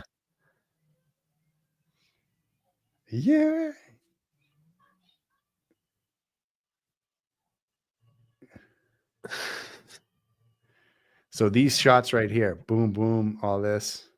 So when we were making the film Freebirds, the animated kids movie, we needed a shot where like the character was running through the forest and he gets clotheslined by the other turkey. I had the story artist watch that scene to be like, emulate Friday the 13th part 5. So the arm comes out like the blade, and he did it. It was hilarious. And so when you go back and watch that movie, when Reggie's running through the forest away from Jake, he gets clothesline. It's the same shots from Friday the 13th part 5. Beautiful. Boom. That's a better 3D shot than from Friday the 13th. Yeah. That is, tomato. That's almost like some supernatural strength to pull that off there. Ford classic. Mm-hmm. Somebody said something. You know what? Somebody brought us something funny, which was Tyler Have you heard from the guys at Gotham Noir in a while? It's been a while, but admittedly, my entire life has been incredibly tumultuous over the last 4 months or so. So I've just been focusing on not trying to completely lose it. So, yeah, I haven't talked to them in a while since they kind of like since we all had that long conversation about like what they were going to do. But it looks like they got the film done. I'm actually excited to see it. I haven't reached out to them in a while. Just like the same thing. Like I had to focus on getting Never Hike Alone done, and Yeah. they seemed like they had everything figured out. It was just like, you guys go do what you got to do. Sorry, we couldn't help you raise all the money right away, but they did. They figured it out. So I'm excited to see what they ended up doing. Yeah. And to see how it all came out. I was sad, when Chris stepped away, but Yeah. at the end of the day, like that's in that meeting, it was kind of funny. I was like, listen, like today is a dark day. It kind of sucks, but keep pushing, and I know you guys will find it. And so I'm glad that they found it. So I know you guys probably haven't heard from us in a while, but I just want to put that out there. If anybody ends up watching this, that looking forward to seeing it, and I can't wait to see what they did. Yeah. It's that kind of stuff just happens when you make movies, like it's, it doesn't always go to plan. Antonis Andriotis, thank you so much for the 5, Antonis. I was going to get to that question. I wasn't ignoring you, but I do appreciate the super chat. He is asking, do you have any behind the scenes videos for the Never Hike Alone films? Yeah, so on the page there is actually a great behind the scenes documentary for the first Never Hike Alone. There's also another great documentary for Never Hike in the Snow. The Never Hike Alone 2 documentary got shelved during the process of building the Blu-ray because it just became one too many things for me to deal with. But there are a series of interviews that I'm going to be putting together from that behind the scenes. I'm going to do individual, like one of the things over the summer while I'm waiting for more things to come out and I need stuff for the channel, I'm going to be releasing interviews with each cast and crew member, just one-off interviews with their views of like the same questions. I'm going to cut in behind the scenes footage. So that's all going to be coming out, and that may be a part of the box set that we're going to be releasing down the road. But yeah, there's some other stuff from like early on when like John Cabrera, one of our young, early gaffer crew members, that he did a lot of behind the scenes stuff from like 2000, as far back as 2016. So definitely go into the section of Once on Film's YouTube page. There is a behind the scenes playlist. Just jump on that and it's all in there. Have at it. There's a ton of really good stuff. There's stuff like there's alternate scenes that we cut together. There's me talking over stuff. So it's pretty cool. Definitely check that out. And you have an effects one there that shows off the kills? You'll see the effects stuff in them. They do come up. I think they talk to Nora in the behind the scenes for Never Hike in the Snow. They talk to Kelsey for Never Hike Alone. So that stuff is in there. You get to see a lot of behind the scenes of like the actual rigs that we use. Hell yeah. Yeah. And then Antonis, Jamie's got the link in the chat, and then it's also in the description. So if anyone's watching after the fact and wants to check it out, you can check it out there. This guy, he just got rejected. I feel so bad for him. And he's got an odd kill where he just sort of like looks up and it just kind of happens. Yeah, you can tell they pulled back the budget for this one. I mean, they had 2 slit throats. I mean, they did have Vinny. I mean, the little gobble kill, gobbler. Positively no handball playing in the hallway. Apparently, Ron Sloan still has his head. I mean, if you ever met him at a convention, he's still got his head, which is really, really cool. Yeah, I sat with him in the hallway. I sat with him all day at Days of the Dead because I worked the horror show channel booth. So it was really cool. Like we just got to kick it, and I was like, "Don't talk to him, just leave him alone." And then he starts asking me about my life, and I'm like, "All right." Yeah, I'm like, here we go. Never get away with that. I gotta say, as a kid, like, what's this character's name again? I'm forgetting. Violet. Oh man, she was it for me. There he is. Boink. Yeah. Her doing that dance in the room did something to me. She does have that, like, because I got that weirdo like punk rock thing going there. I do like that different kind of new wavy punky vibe she's got going on.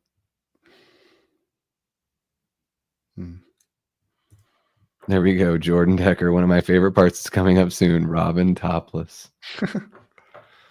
Just about every supporting cast female in this movie gets topless, except for Ethel.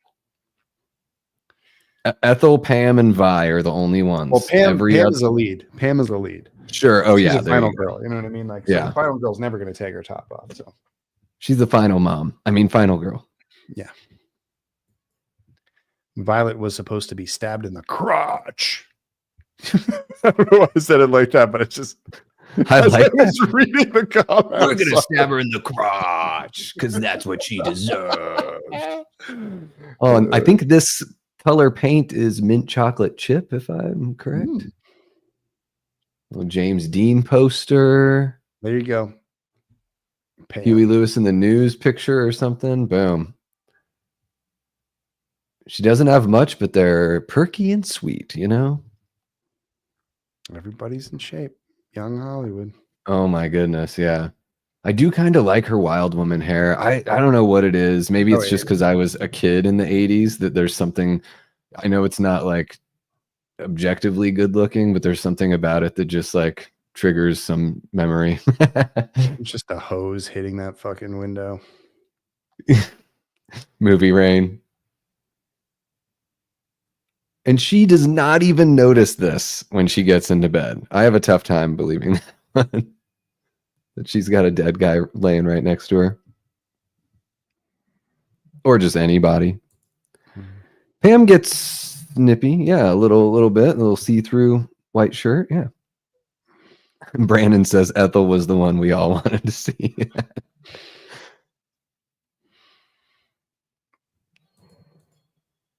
There you go. Nice. Oh, there you go. You get the slice on the face. I see. They don't show, like, imagine if they had a wide shot of that. You know what I mean? Like, yeah. Pull back for like the reveal of that. That would have been such a nice setup. Yeah, this movie it's other than the nudity, it's kind of like shot for television as far as the kills go.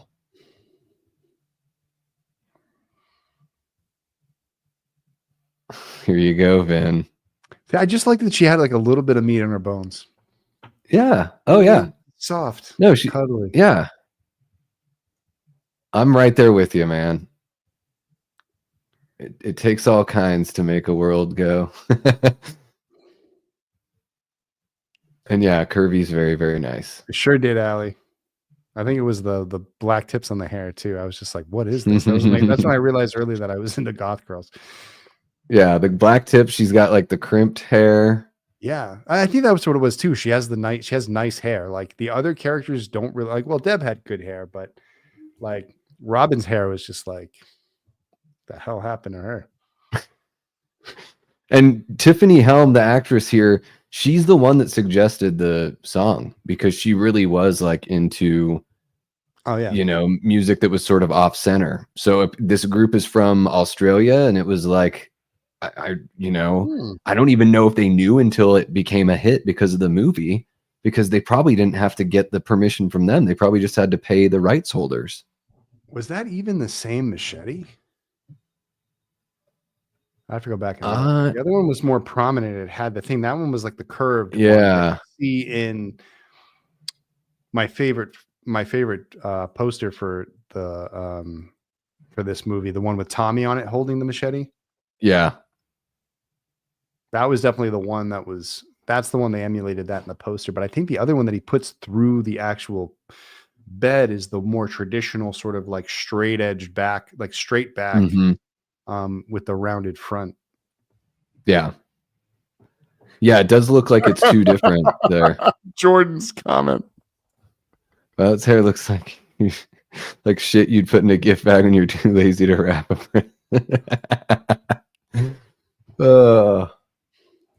Robin's actress was in Psycho 3 and Slumber Party Massacre 2. Oh man, Slumber Party Massacre 2. That was definitely that was played a lot at my house. Yeah. Have a great night, Resolute Blood. Thank you so much for kicking it with us. Really appreciate you. Oh, I think I brought these home.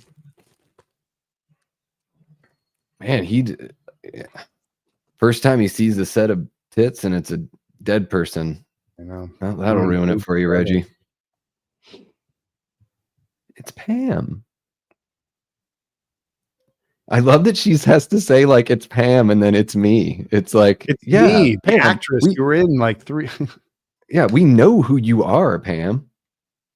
He just saw a bunch of dead people. Chill out. Friday the 13th, the game. I hated the Pinehurst map, especially to be Jason. Everyone was way too spread out. Oh my God, Jordan. I'd still try to cut the feel of Reggie. Terrible. Yeah, the drill guitar in Slumber Party Matt, and it's kind of like a Nightmare on Elm Street ripoff too. Yeah. I'm a much bigger fan of the original, but that second one's pretty fun. That's a great shot with the door exploding. Oh yeah, there he is. Is that the first time we really get to see Jason? Yeah. Like, or the Roy J? Yeah, because that's the first I'm like, time. yeah, Roy they haven't even appeared. shown the mask yet. I tried to match. I don't know if you can tell, but the blue in the little ticker down below, I tried to match the blue with the chevrons. I was like, Vin will appreciate that, and then you don't even notice. Oh, I just thought that was like the theme of your channel. I was like, oh, he does like a nice blue. I change it every time. I just have like one red. I never change it.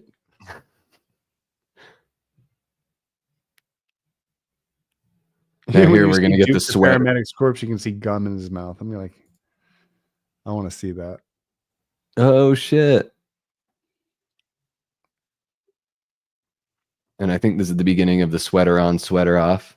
Yeah, there you go, bubblegum. That's funny. How did Roy get there? How? Because this is like, all right, sweater on. Yeah, pink sweater, right? Yeah, sweater on, running. And Reggie's just like, fuck this bitch, I'm out of here. Sweater. Yeah. So Jason, like Roy's Jason, that's basically teleportation right there.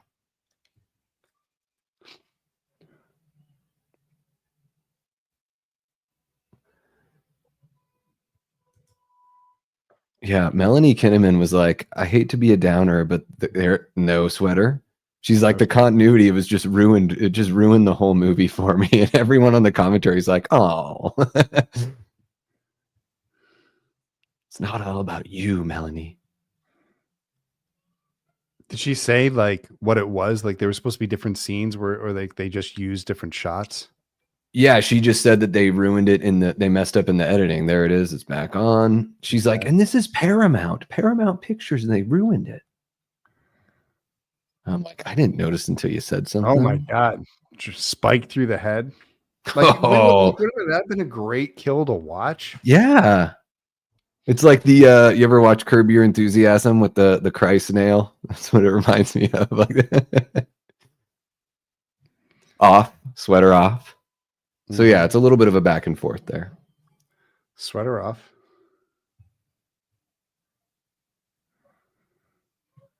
Sheer white shirt, wet. Yeah, you can see him. Oh, this is the perfect time for yeah, you can really see him. I never noticed. Yeah. Melanie. Oh yeah, they're still in full view. I have a big old 75-inch TV, so and here we go, throwing people through the window. That's another thing. And his eyes are gouged out. Yeah.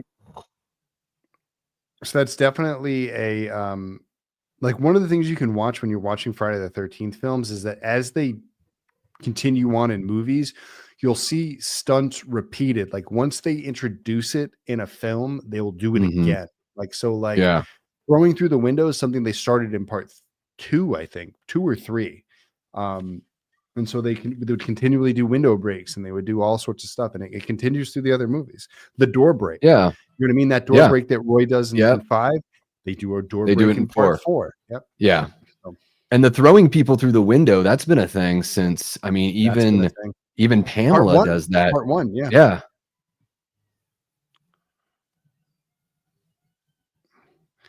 The scene is like that feeling in a dream when you're trying to run away from somebody, even though you know you're capable of getting up and running full speed. For some reason, you can't make any headway. Mm-hmm. Boom, breaking through with the tractor. Great stunt. I have the same thing in dreams. It's not only can I not run, if I like go to punch somebody, it's like there's like no force. Oh yeah, it's like yeah. This would be a tough injury to recover from. I mean, Roy gets a little bit of that, like points for just standing there like an idiot. But he also, there's like something like mysteriously supernatural, or it's just the adrenaline or what, like he's able to tap into something that I guess would trick the audience into thinking this really was Jason when he's able to get up from stuff like that. In the sewer and then like locked eyes with him, and then they like exchanged like a really loving glance, and he somehow got the powers of Jason. But he had to wrestle him for the mask first. Yeah, he had to wrestle it off of him, give him a DDT, gives him like a stone cold stunner. Still breathing. Yeah. Oh damn. Yeah, why would you stand that close?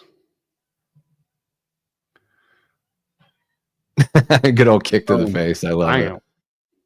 And he's even wearing like some sort of like mask over his face to make it look like mask. Yeah. It's a lot of effort. Like again, like here's like certain elements. Like they should have established one that Tommy had something like that in his repertoire of things, that Tommy maybe brought a mask with him and repainted it, and that Roy stole these things. You know what I mean? Like that could have been done. Yeah. Like, there could have been a scene where Roy was like more despondent, and we see him sort of like down at the lake, like connecting with the spirit of Jason Voorhees. Like basically, there's a version that if Friday the 13th, and this is the whole thing with me and Friday the 13th, is that like if these films weren't rushed into existence, like if somebody sat down and did like a true blue development and like tried to create a story out of this, like this actually could have been an even more interesting franchise. It just sort of gets by in the fact that like that hockey mask is carried, like its back must have like 3 reconstructive surgeries because the hockey mask is carried the entire series throughout. But it's interesting. It's just interesting to me that you know what? That's where you can tell the actual Roy actor is in the costume and not Tom Morga because of the eyes. If you ask me. But anyway, but yeah, I don't know. It's like there's ideas here that could have been developed into something that was a little less cheap, I guess you could say. Yeah. But they weren't worried about making good movies. They just wanted to put more people out there and do it. And that's why I'm so sensitive about who is going to direct the next Friday the 13th. Like I know a lot of people say, "Oh, well, Vinny, you should do it." That's fine. But when they actually do hire somebody who's like a professional level at that kind of like top of the tier thing, like I want somebody to come in and actually spend some time crafting something that makes sense and not fall back into the old habits and just try to rely on gore and boobs to like sell the entire thing. It's like it should have some substance to it on top of having, good gore and good boobs. Yeah.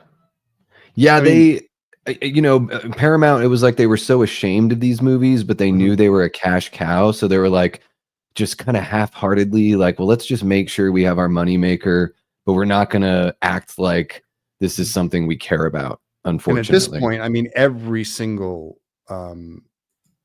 studio is releasing some type of version of Friday the 13th. Yeah. This was actually like a huge moment for a first-time watcher.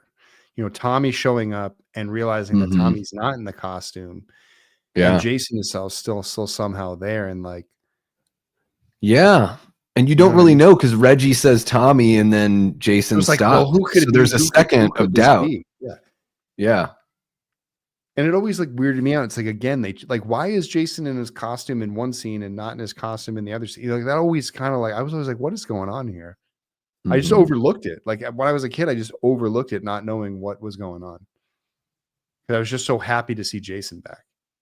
Yeah.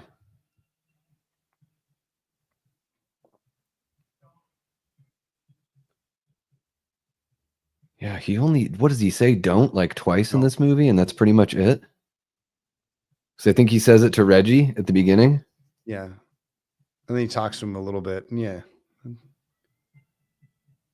Oh, just takes the slash. So he kills everybody in this movie, no problem, and then somehow misses Tommy.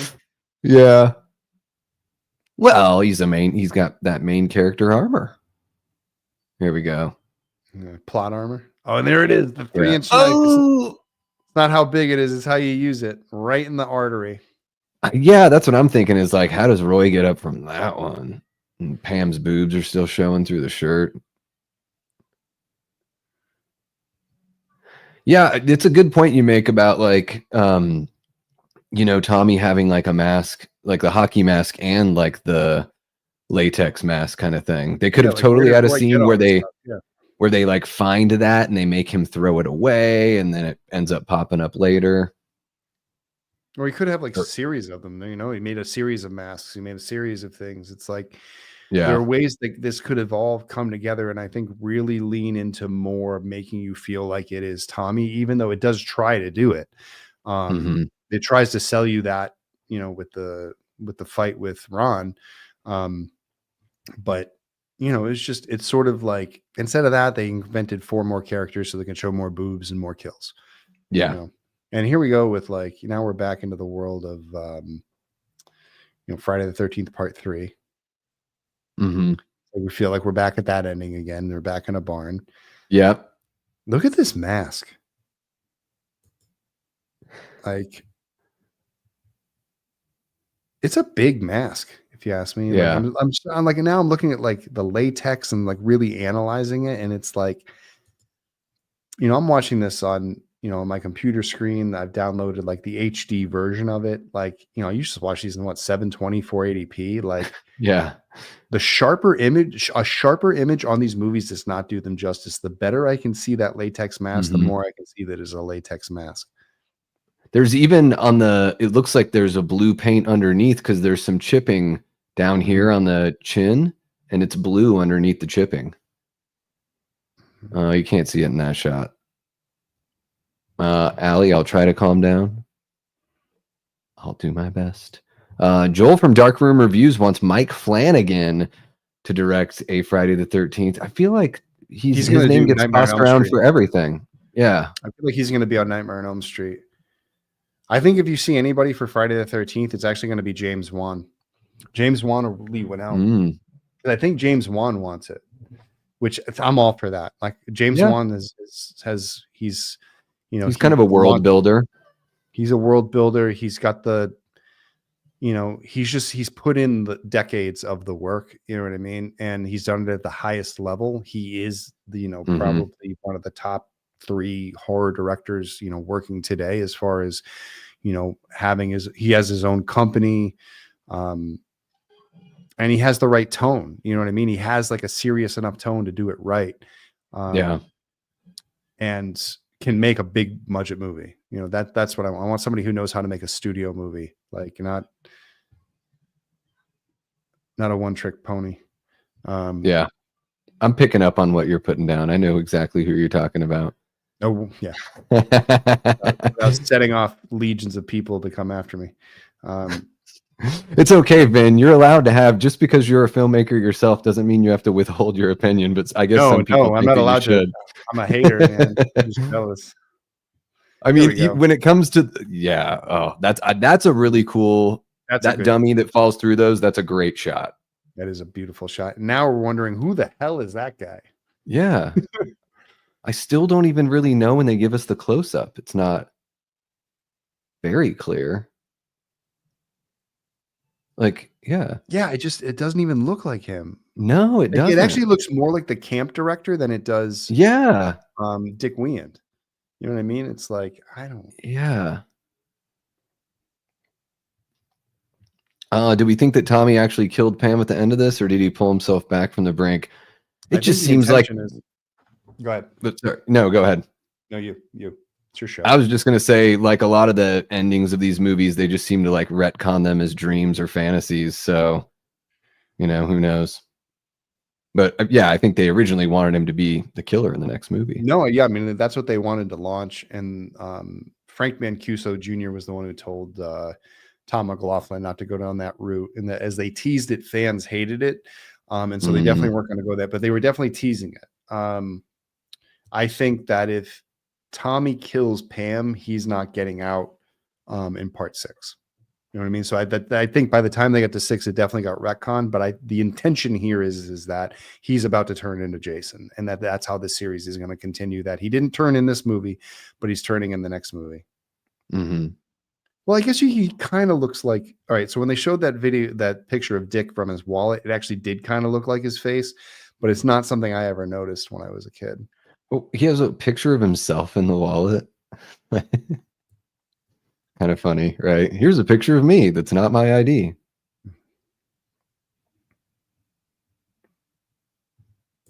Fede Alvarez.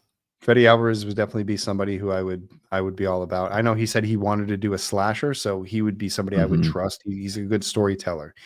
Yeah. And that's ultimately what I want, is I want a good story. There's plenty of good effects artists out there. Like, I mean, I know a few of them who are working out there and professional who do a great job on this. You know what I mean? Like, and their quality is above and beyond, anything I've seen in the indie world.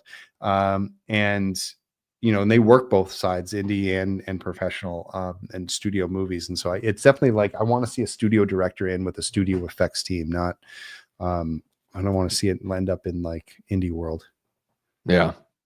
Yeah. And Fede's really good at taking on other people's properties. And it seems like he's got a good idea for how they work. Like his Evil Dead film is my second favorite in the franchise.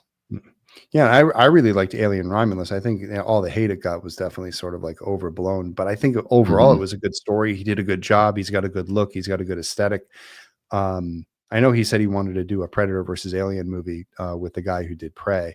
But again, like Friday the 13th just needs at least 2 to 3 good movies at the start. It needs to start with a good trilogy, and then you know what, if they want to bring in some people as it starts to get into number 4, 5, 6 and sort of take it down the avenue of like, all right, we're going to go into jumping the shark a little bit and putting these types of names and faces and things in these movies and going to these certain levels with it, that's something for a later entry. Again with the broken, man, what a shitty look.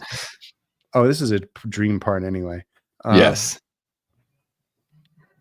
But that's a good time to sort of then turn that valve and go like, okay, now that the world has been established, let's hand it over to people who are less story centric and just let them do their shtick, like John Carl Beaker with Part 7. Like Part 7 by no means is the best well-written Friday the 13th, but it brings you the best effects. And so it gives people the effects things, but that's built on the foundation of 6 previous films that did a better job of telling the story. And I think that like being like even and fair to everybody in this conversation, and I think people know who I'm talking about. Like, I think like I'm just being realistic, being like, I think that's the best avenue for the series. Yeah, I can't see the film being launched. Oh my God, wait a second, I want to stop. This scene used to freak the hell out of me as a kid, and I always used to think that Jason was going to end up at the foot of my bed every time I went to sleep after watching this movie. So Friday the 13th Part 5, for all the hate it gets, it has some of the creepiest scenes in the entire, like, look at that. That's for the final. You finally get the Jason that we know and love right there. Yeah. He's bloody head and everything. Yeah. And that was the idea of what I wanted to do in Never Hike Alone 2, that this scene right here, the opening of Never Hike Alone 2, is an ode to Tommy Jarvis. And if we didn't have Friday the 13th Part 5, I don't have the scene as it stands in Never Hike Alone 2, where he stands up in his room, sees Jason appear, all wet, dripping water everywhere. There was an extension of this scene. And this scene was also what inspired the scene in Never Hike Alone 1, where Kyle also experiences these visions and things. So again, Part 5 is a huge influence on Never Hike Alone, because I wanted to bring that sense of like Jason sticks with you even after even if you kill him, he will stick with you. Yeah. Ugh. Yeah, Brandon, I totally, I agree with what you're saying. I mean, I feel the same way. And, it's those movies those Terrifier movies for what they are. I get it. They're not my cup of tea, but I've watched them because I have a channel where I talk about horror movies. If I didn't have the channel, I don't know if I would have watched those movies. Honestly, I was like going into those movies saying, well, I'm not going to like this. Yeah, and I even went into them like somebody said like, oh, you got to watch these movies. Like if you like gory movies, you got to watch this movie. It's okay. I'll watch this movie. And I was actually, and there it is, the big cliffhanger. There it is, folks. But yeah, I was sort of like, okay, I'll give this a shot because somebody said it would be good. I sat through it. I watched the scene where they split a girl in half. I was like, okay, I waited that long to see that. And that effect looked really rubbery and stuff. I was like, whatever. And then like I met those guys on the circuit, and I was like, "Oh, cool, you guys, whatever. So, you guys have your fan base, I have my fan base." And then like 2 came out, and it was like, "Hey, congratulations, you guys had success." And I went in, I sat down and I watched it, and I was like, "Hey, more of the same." Yeah, not me, but happy that kind of happened, and then it sort of like all kind of spiraled out from there, where shit happened, personal stuff, and more of just the fact that like somebody had released like, oh, would you want Damien Leone as the next Friday the 13th director, and I just and I literally said on the Twitter thing, no thank you. And I watched other people say that too and all that stuff, and then people asked me my opinion, and my opinion was I want somebody who's more of a story centric director. I want a story centric director to hire an effects team versus an effects-centric director who doesn't understand story as well. And then everybody took that and said I was shitting all over him. And I was like, I'm sorry, but what am I saying is not accurate. Like, I'm not like talking out of my ass here. It's not like anyone's teaching lessons in like at NYU film about like writing good scripts by putting Terrifier movies on. You know what I mean? They're obviously people are going there to watch unrated gore. That's the appeal. That's great. And I understand that Friday the 13th, when you go back and you watch the originals, like, this film, for instance, this would be a very much a Damien Leone directed Friday the 13th right here, and people consider it to be one of the worst ones. I love it, obviously, and I'm not against effects films, but to see it reloaded, to see Friday the 13th reloaded, that's why I was so excited to have someone like Brian Fuller involved when the franchise was getting rebooted on TV, because someone with a an above average story sense coming in and rewriting the story to give it a better foundation. Brian Caleb Clark, who's doing it now, that's going to be interesting. We don't know what the It TV series that he's doing, Welcome to Derry. We'll see how that does. We know he did work on Black Sails and stuff like that, so we'll see if that. But again, like, it's being redeveloped with someone who is a story brain, story centric, and that's the Friday the 13th I've always wanted to see, because we already have 12 versions of this movie. I've seen this 12 different times now, and it has not changed at all. And as much as I have a boner for nostalgia, just like everyone else, I kind of want to see what Never Hike Alone did to the series, and I want to see someone take a little bit more serious approach and just give it a better foundation, so there's better continuity for the future franchise. Because a better continuity and a better foundation just means they can keep piling more films on top of it. That's the goal here, folks, is that we can get 20 more films of these things. Because I want to see them keep going forever. They're a lot of fun. I don't care if like we're being drowned in remakes and reboots and sequels. It's like, if you have a character you love, I want to keep seeing stories about characters that we love. And that's sort of what we're doing with Never Hike Alone. That's why we're doing Ghost in the Fog, bringing Jason into animation to open up new avenues for, telling stories about, Friday the 13th and what you can do with that. And, A New Beginning is an example of what happens if there is an imposter, and there's opportunities to do other imposter stories, and all of these things can be rebuilt with a better engine. This thing could be, if Friday the 13th to me is already the greatest horror franchise of all time, it would just become so much more. You know what I mean? I think it would get. Friday the 13th has the potential to sort of get a lot of the credit that Halloween gets as a franchise for being a little bit more sophisticated. Like, if you talk to Halloween fans, they're a little bit more like, well, Halloween is like actually a good film, like the first 1978 version, and blah blah blah, and like they kind of took themselves seriously with the remakes and things like that, and everything went spinning out of control. But I feel like Friday the 13th also has an opportunity to step into that realm and do something that's a little bit, I don't know, well put together. And that's what I want on this. That's what I want out of the future of the series. Yeah, I think Jason's one of those characters. I think Michael's similar. I don't know if Freddy's quite there, just because once he went away, he never really came back. But it's like a character like Dracula that's just going to live on for hundreds of years. And so there is that incredible opportunity to keep on bringing him back and being creative with him. And Yeah, I mean, hopefully they can figure everything out. Even with everything I say about the Crystal Lake series, I do, bringing Linda Cardellini in there, I do think that's a good hire. And I think that, I've listened to a lot of what you've said about it, whereas, let's give Pamela her due and really build something that's like that, fleshes her character out a lot more and makes us understand where she's coming from, because she's the reason why Jason is the way he is. And so you can spend some time with that character and it can lead to Jason down the road. And it seems like that's, pretty much the way they're going to go. I mean, the first season of the series, as it was pitched to me, was all about Pamela, and the next 3 seasons were about Jason. And so it wasn't like we were going to get lost in Pamela's thing. And I think that, like, ultimately fans want one question answered, which is, did Jason drown or did he not drown? And whatever, and for me as a fan, what I want is that, like, you can go both avenues. There's a version of the story that can go both ways. You know what I mean? There's one that you can do that, like, oh, he didn't really drown, but he was driven away from his mother for a reason. Show me that reason, and that becomes a compelling story. Or is he the boy that rose from the lake and he's an undead killing machine? And that is also an equally fun and interesting story to tell. It's just, and I think that was my problem with the remake, was that, like, they tried to make it look like Jason survived the drowning, and so he was a real flesh and blood person, but then he went and did supernatural things at the end of the movie, and it became confusing again. It was like you ended up in the same nebulous territory. So it's like, if he's a human, come up with clever ways for him to survive things. If he's undead, find creative ways to kill him and watch him always come back. And I feel like, if you ask me what's the more interesting adventure for Friday the 13th, I think the undead thing that gets killed and keeps coming back is a little bit more interesting than the flesh and blood human that somehow survives things, which is very much Michael Myers. Like, I feel like Michael really kind of goes in that. And one thing I wanted to say about, sort of where Friday the 13th stands is, like, my favorite is Friday the 13th, Jason Lives. I feel like that is the best film out of the franchise.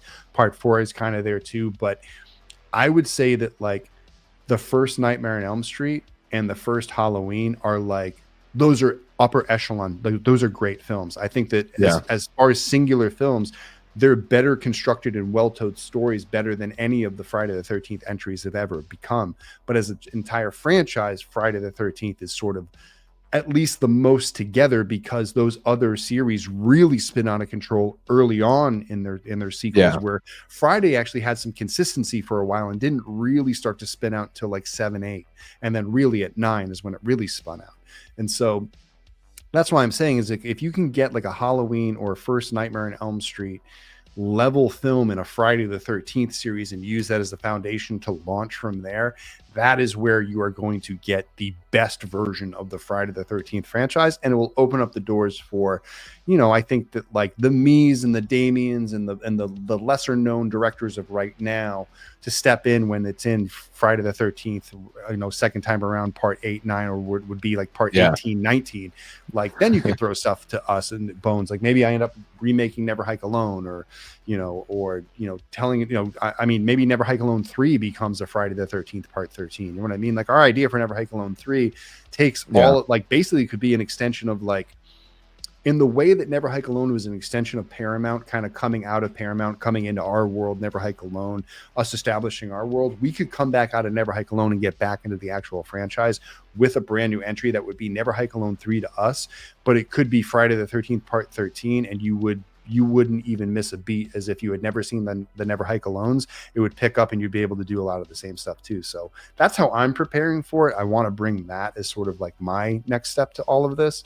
I would love to do a reboot of Friday the 13th and tell that story as well. But it's really like, it's going to be really interesting to see what they do. I think the TV series really it's going to have to make a lot of important decisions, and they're going to have to make those decisions and stick to them.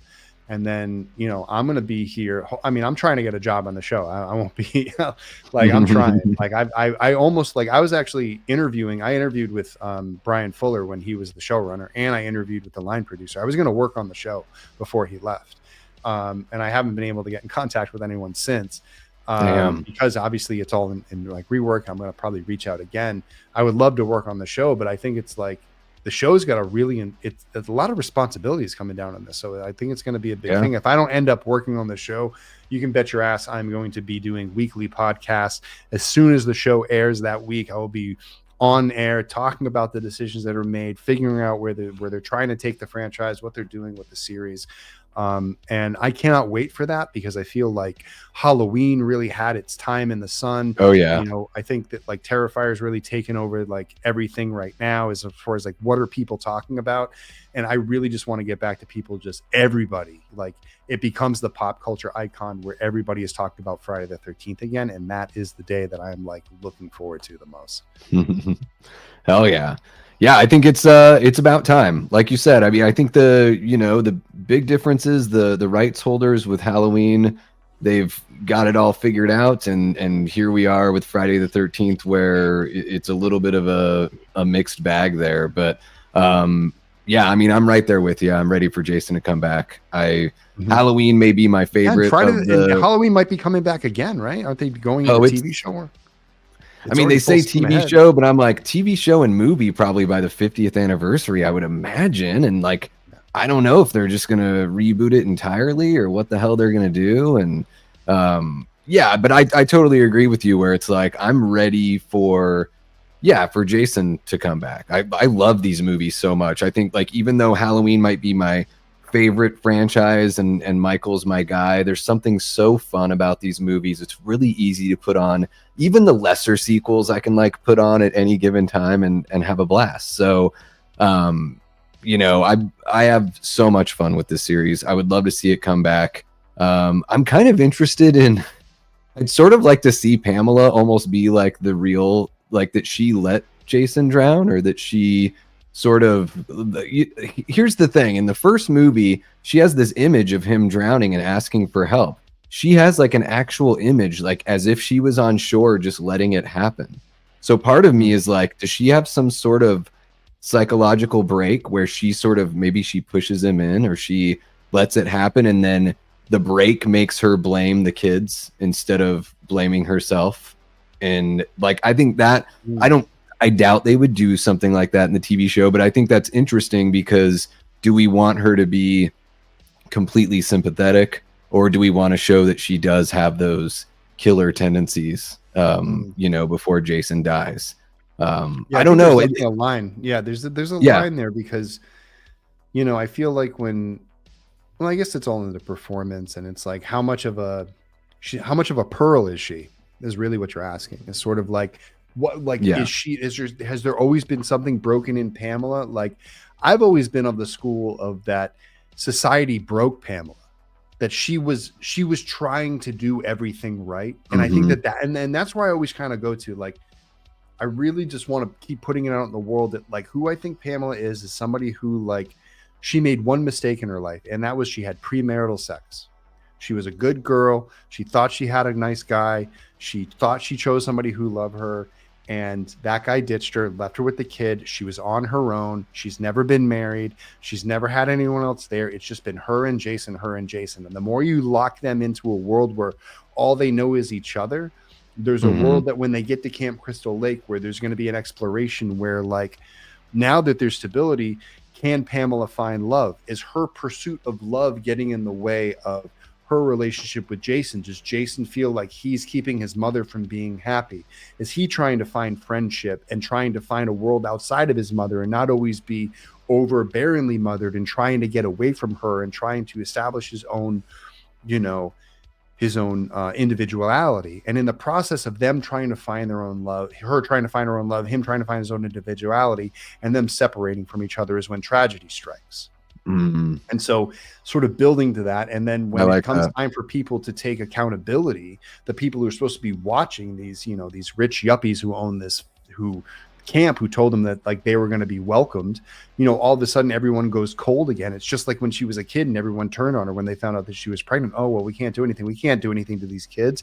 They're all going to college next year. He's got a scholarship. You know, he's going to play, you know, lacrosse at Duke, and like all this stuff. And all of a sudden, again, she's the person who's discarded and asked to move on with her life and kind of go on and accept this. And finally, she's ready to put her foot down and not accept it. and she's ready to push back, and she's going to take revenge on everybody. And for me, it was sort of like, once someone in their mind seeps into that much negativity and goes into that much craziness to get revenge and just become that dark, that it seeps into their very soul. And that's the thing that permeates everything that happens to her when she comes back. She kills Barry and Claudette. When she comes back and poisons the water and sets fires to the camp and starts attacking those kids in 1979, is that's all that rage that's built up over the years. And that when she's died, that rage is released into the lake. And that's how Jason comes back to me. And so that's how you build it up. That is your arc.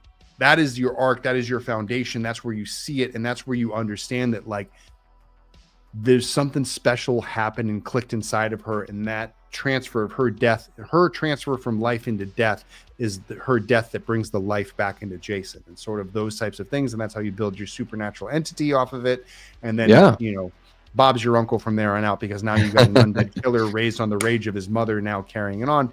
And that's ultimately what the story of Never Hike Alone is. It's Jason is carrying that rage, and as we establish and disappear, and some of the things you see in Never Hike in the Snow, it's that, like, he's questioning that rage, and he doesn't understand what his purpose is until Never Hike Alone 2, and Andrew and Kyle escaping with Tommy, that he realizes that what he has to live up to and what he's protecting, which is his mother's head, and that's the thing that he's fighting for. And I think that, like, when you give Friday the 13th that structure of a story, it gives you a story to build up to and build on, and build heroes and characters and give them things to do that feel like they mean something, versus just aimless, wandering from one movie to the next. And that's sort of, I think, where the future of Friday the 13th can go.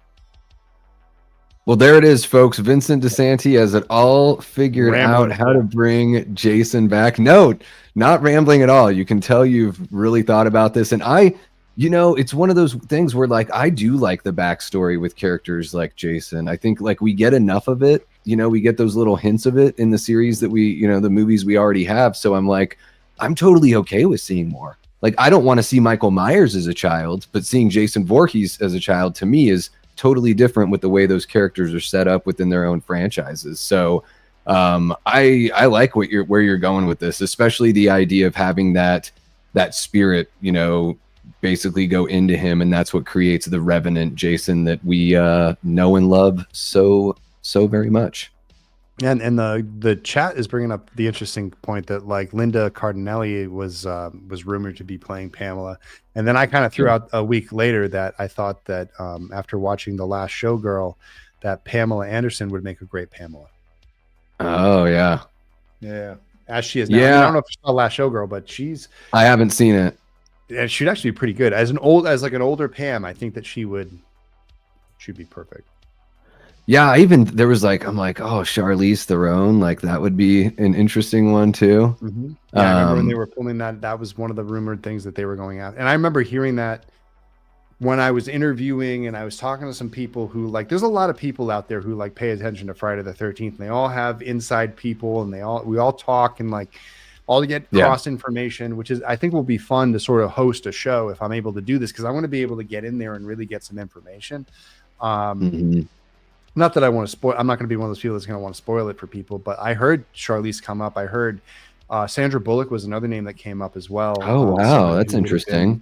Would have been considered on that round. I asked who it was, and they were like, they were going after Oscar winners to play somebody in these films. She's kind of got the facial structure. If you want somebody that's got a little bit of if you want to bring some of that Betsy Palmer in there, I could see Sandra Bullock for sure. Yeah, but just has the acting chops to really set it through. And I remember what Brian told me, like, about the film. I can't really say much about it, but, like, his Pamela was going to be fun. I'll say that. She was going to be she was a character, and I think that was really good. I think that she's got to stand out in her own way. It can't just be a Betsy Palmer, imitation. It's got to, there was something special that Brian was bringing to his Pam. And so it's going to be interesting to see what Brad brings to his Pamela and what story he's going to tell, and how he's going to turn her.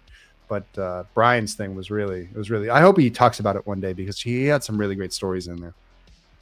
Yeah.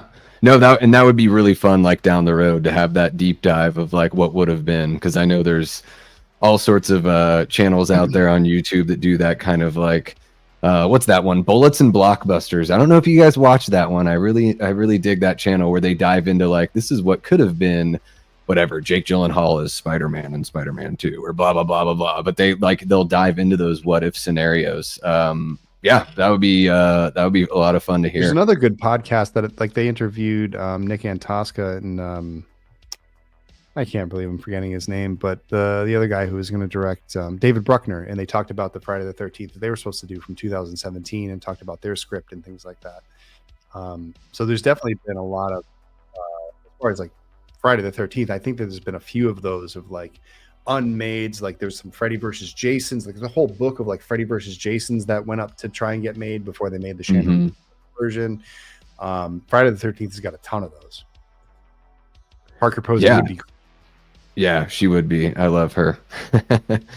Yeah, she is awesome. Christina Hendricks, I could see that. I could see that as well. Yeah, busty Pam. Yeah, I'd buy that for $1.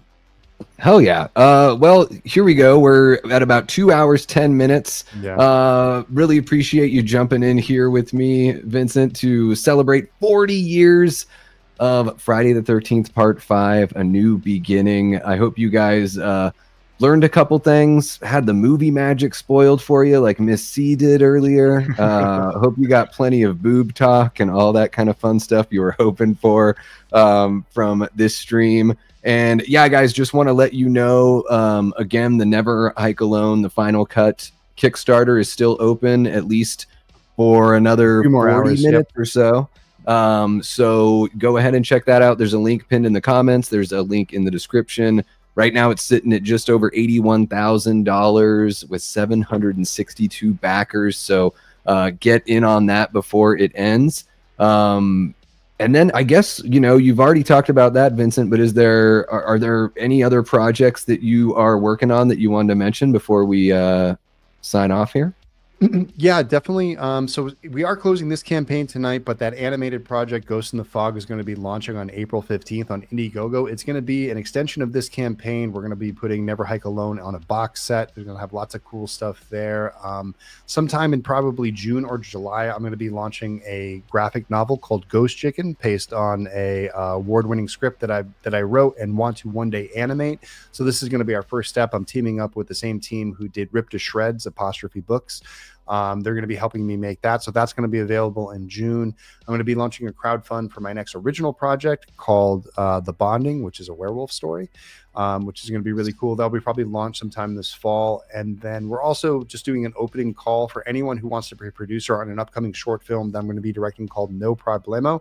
I'm going to be making it here in Southern New England. It's around a $10,000 short film. I didn't want to jump on crowdfund to try and run just one for that. I might have to. But if anyone would ever want to be an executive producer, co-producer, or associate producer, you can reach out to me at wompstompfilms@gmail.com. I can tell you what the buy-ins for each level are, and you can get yourself an IMDb credit for a short film that will appear on the Womp Stomp Films page and also travel to film festivals around the world. Hell yeah. And that's going to be a comedy, right? So a little something different. It's a straight-up comedy. There's going to be there is a live action animation quality to it, which I will say that. So like I'm a lot of people don't know this. I mentioned it before, but I did about 8 to 10 years in feature animation. I love animation and I wanted to get back into it. So some of the things that I am developing have an animation quality to it. They have an animation sort of like shtick to it. So this is an animated thing. It's meant to be a comedy. It's a pretty funny thing. It's something I want to start doing in the New Bedford area where I'm originally grew up. I'm going to start partnering with a bunch of businesses and shooting films in their things. So not everything can be horror all the time. But I love comedy. And I will say a shout out to my brothers who say like, they love my horror stuff, but they've always said that like, Vinny, once you start doing comedy, there may be no coming back. So I want to start dipping my toe in the comedy world and doing some of this stuff. It's a really wacky little short. We got a really cool cast, and we'll be talking more about that on the Ghost Files and stuff like that in upcoming weeks. So anyone who's interested in becoming a part of that project, you can just hit me up at the email, and hopefully we can make this happen. I'm trying to shoot it at the end of April, beginning of May. Hell yeah. Yeah, I will include that email in the link in the description below if you're watching this after the fact. I love that. I'm a huge comedy fan. I mean, to me, it's almost like there are very similar elements at play with horror and comedy. It's all about that timing and teasing, and it's just there's something about. There's that, and I think the other thing that I'm excited about is that I built a really solid team out here in New England. Like I moved from Los Angeles back to Massachusetts at the end of 2000 after making Never Hike Alone 2, and it's taken me some time to go around, meet a lot of the people around here. But I feel like we built a really talented team, front to back, from cast to crew, that we're going to put together something that's visually stunning. I think in the midst of this being a comedy and it being funny, it's actually going to be shot really, really well.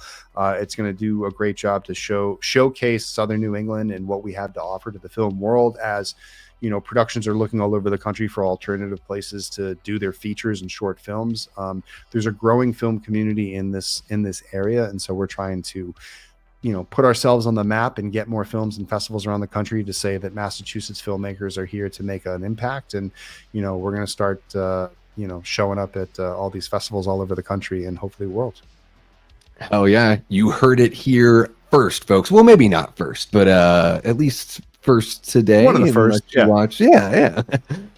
Thank you guys so much for tuning in. Really appreciate the Death Squad mods for keeping everything tight here. Got to give a shout out to the Patreon members and the channel members as well. You guys are amazing. You help keep the lights on here, and I love you guys for that. All the subscribers, of course, we love you as well.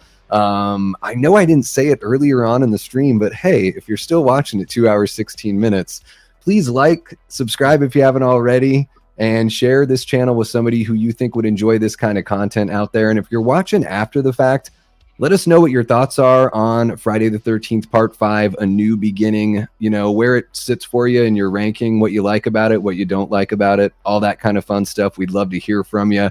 I think what I've got on Monday night, I'll be back with Lee from Drum Dums and Nick from the Lost River Drive-In. We're going to be talking horror movie news on Hit the Bricks Live, so keep an eye out for that. And Vin, are you going to be back next Friday with another Ghost Files episode? Probably not next week. I'm probably going to be off for the next couple of weeks. I may not be back until the launch of the Ghost of the mid-April. Next week. I usually just do it every other week, and I probably won't have too many gotcha. for people next week. The week after that, I'm actually going to be in Michigan working on a short film with Cortland Gordon. The week after that is the New Bedford Film Festival. I'm the tech director for the festival this year. So I'm going to be doing that April 10th through the 13th. And then I'll probably be back the weekend after that, which if the 15th, 16th, so probably April 18th will be the next Ghost Files. And that will be updates on Ghost in the Fog. I'll have more updates on the Never Hike Alone 2 Blu-rays, which are shipping out, which if you haven't seen these are hitting the bricks right now. If you want to get a copy of the Black Case version of that, you can hit me up at wompstompfilms@gmail.com as well. Hell yeah. Yeah, guys, make sure to hop on that Kickstarter before Vin closes it up later tonight. That is going to do it for us. He's been Vincent DiSanti of Womp Stomp Films, and I've been and will continue being Davey Deathray. Take care.